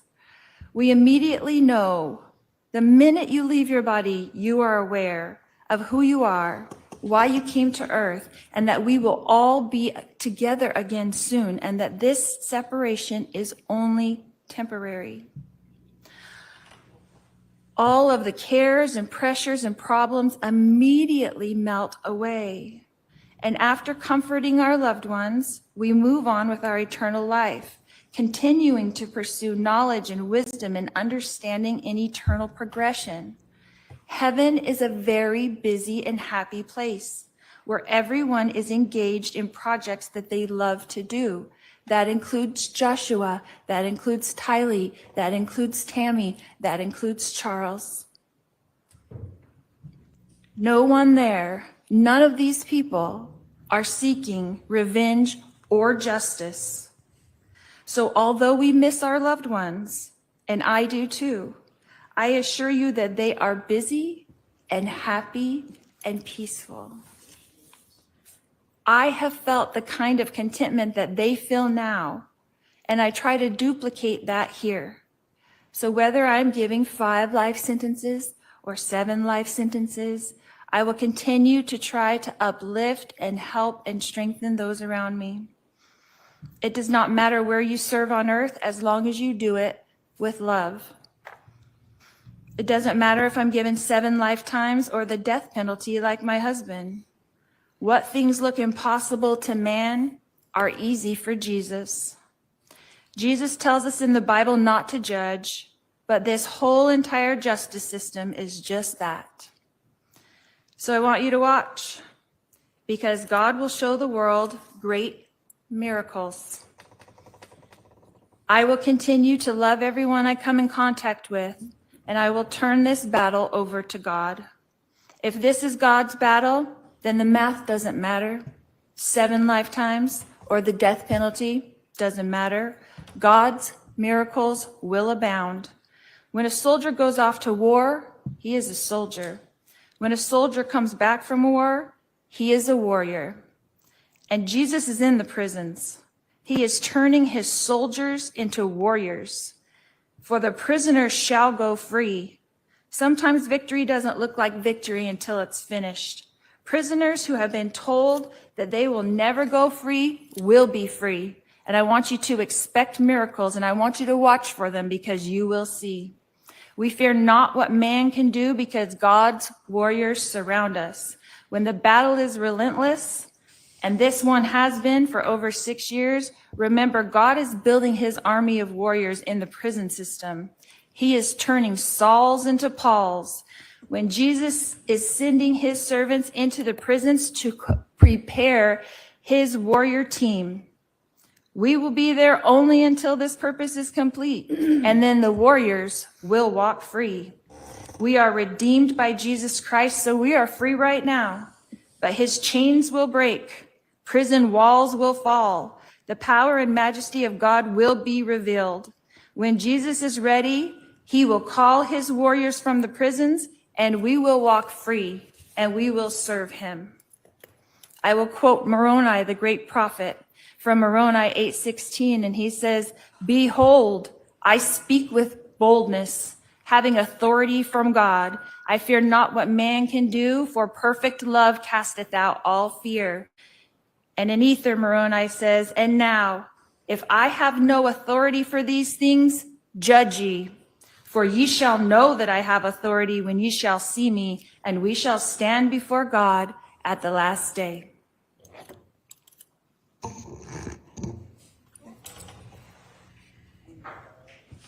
Do you have anything else?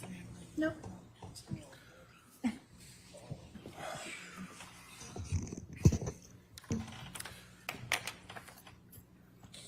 In this day and age where truth seems to matter little to our talking heads on the news and to our politicians, I'm proud that this trial court and through our jury trials, we draw on the collective wisdom of jurors to determine the truth. As I said in my jury instructions to the jury, it is their job to determine the truth. The defendant spent several minutes talking about statistics and being prevented from presenting her side, and that is not the truth. Maricopa County is a court of innovation. We virtually screened hundreds of jurors, and we kicked off jurors from service that had ever even heard of Lori Vallow. So when she says that she couldn't get a fair trial in Maricopa County, that is not the truth. Your cases involved 24 separate jurors who deliberated and reached verdicts on these two cases. They represent a broad cross-section of society, which means these two verdicts represent the decisions of our community, not the view of a single person, not the view of a single prosecutor, and not the view of a judge. The collective decision-making of juries helps to reduce individual biases and errors in judgment. 12 jurors in the first case unanimously agreed that proof beyond a reasonable doubt established you conspired to kill Charles Vallow. And 12 separate jurors in the second case, again with no prior knowledge of you whatsoever, no knowledge of your notoriety, unanimously agreed you conspired to have Brandon Boudreau killed. Many people have asked why the state bothered to extradite you and bring you to Arizona, given the sentences that you received in Idaho. Trials are not just about seeking accountability or punishment from those who have committed crimes, but to give the victims of crimes justice and acknowledgement of the impact of being a victim.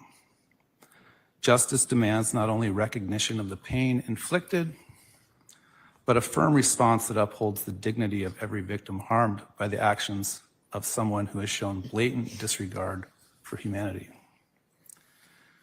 You've left a wake of destruction stretching from Louisiana, across Texas, Arizona, up to Idaho and back again. Anytime a person victimizes a single individual, the ripple effects of their actions extend far beyond the immediate harm. And you have not victimized just a single victim, but many. You've shattered lives, you've undermined trust, you've sowed fear in the hearts of many. I can't imagine what Brandon and his family went through for those months, hiding, Charles's family wondering who's next. Is someone coming for them? Jenny said a lot of the things I was already going to say to you, Brandon. I'll just touch on a couple of them. I had wondered during the trial whether you suffer from survivor's guilt, and she confirmed that for me today. I also remember looking at you in the back of the courtroom in trial, and just, you have this look about you of a wounded individual. I hope you can heal someday. To Charles's family, I just wanted to share with you that I'm sorry for your loss. Charles seemed like a great all-around guy. One of the exhibits that was put up during the first trial, I noticed something. He and I share the same birthday. So I'll remember him on my birthday.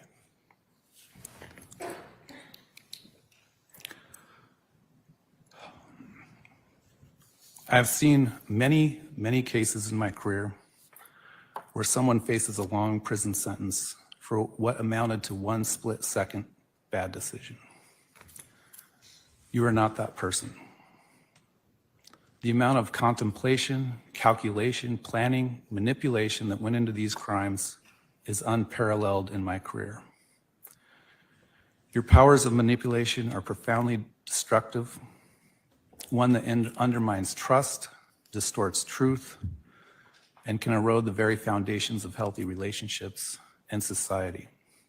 The impact of your manipulation has been devastating, insidious, and far-reaching, and perhaps still unknown. One can't help but wonder if Alex died as a result of the extraordinary burdens that you placed upon him. No one will ever know. You preyed on the vulnerability of those around you, JJ, Tylee, Alex, Melanie, others. And today I heard about Colby. You specialized in exploiting the empathy and goodwill of others, turning those virtues into tools of control and harm. I think that over time, as a result of being subjected to your manipulation, those people lost their sense of self and their ability to distinguish truth from falsehood. In the face of such profound damage, a long prison sentence is not merely a punishment. It is a necessary affirmation that our society values justice, protection, and the sanctity of human life. You just referenced a Bible verse or a verse recently about the prisoners shall go free.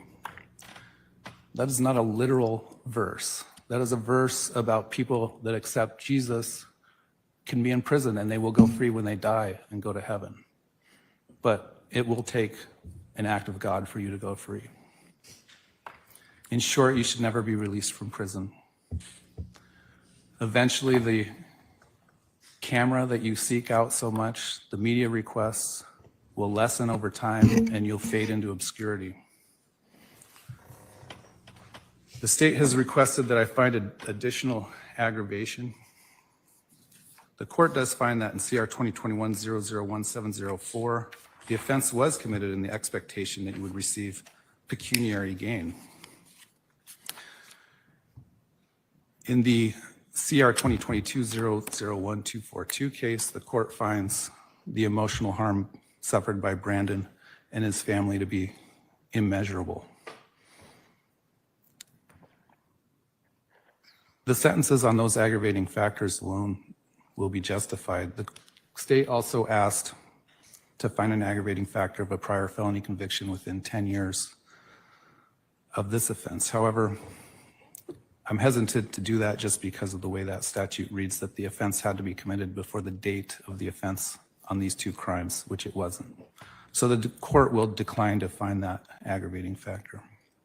However, as I said, the substantial amount of harm to the victims and the victim's family, emotional, financial, and otherwise, are immeasurable and justifies consecutive sentences.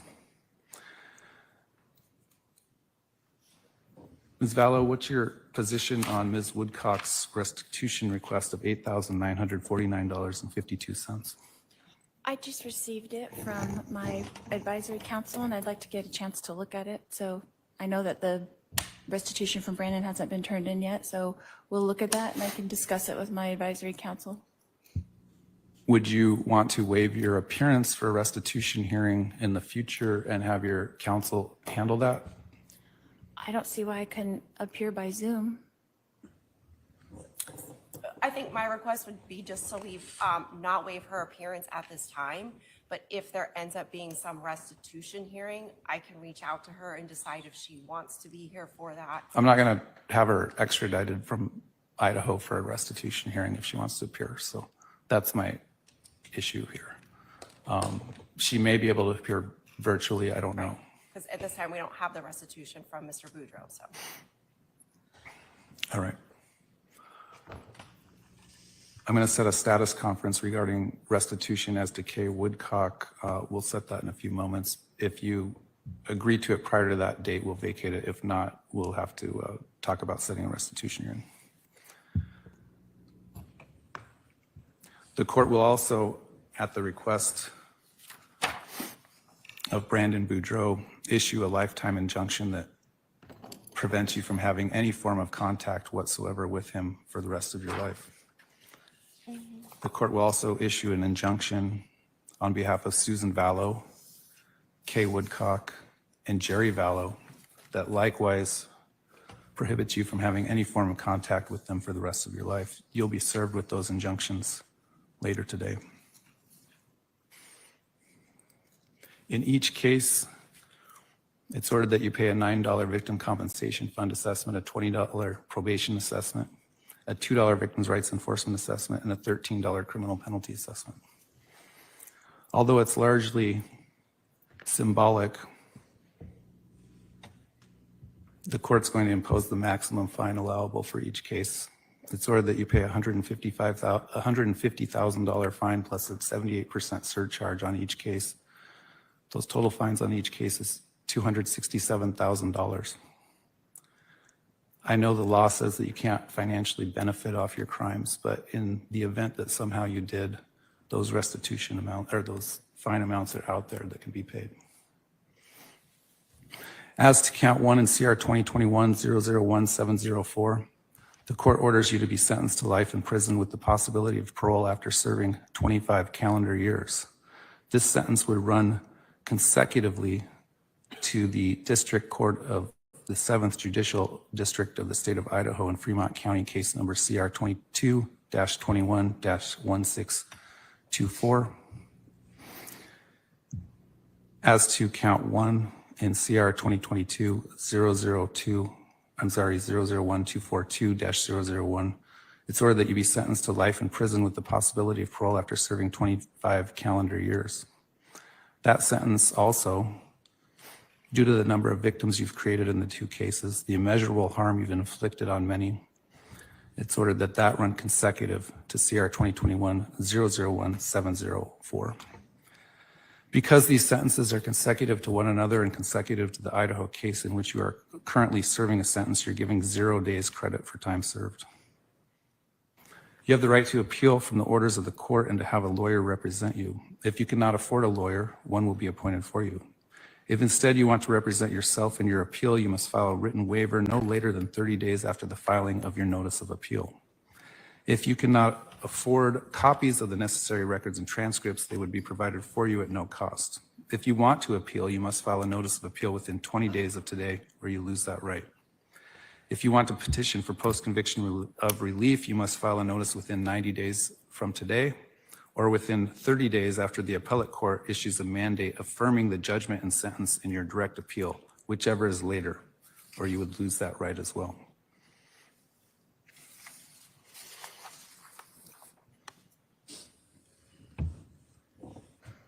It's ordered remanding you to the Custody Department of Corrections effective today to carry out those sentences. We're at recess.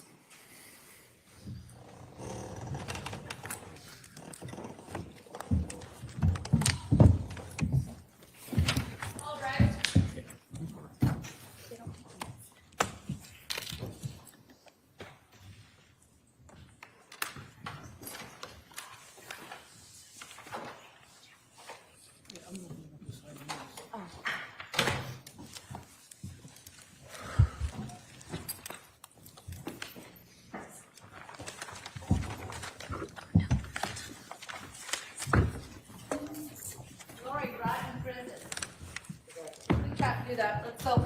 Everyone out now.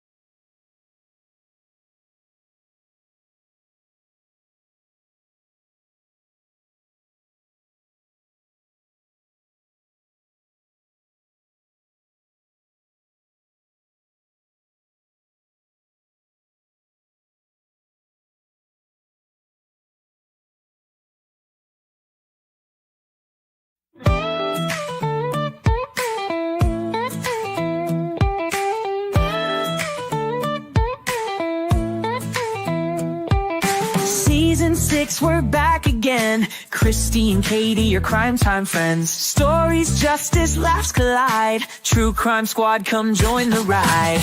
Grab the clues, let's take a stand. For victims' voices, hand in hand.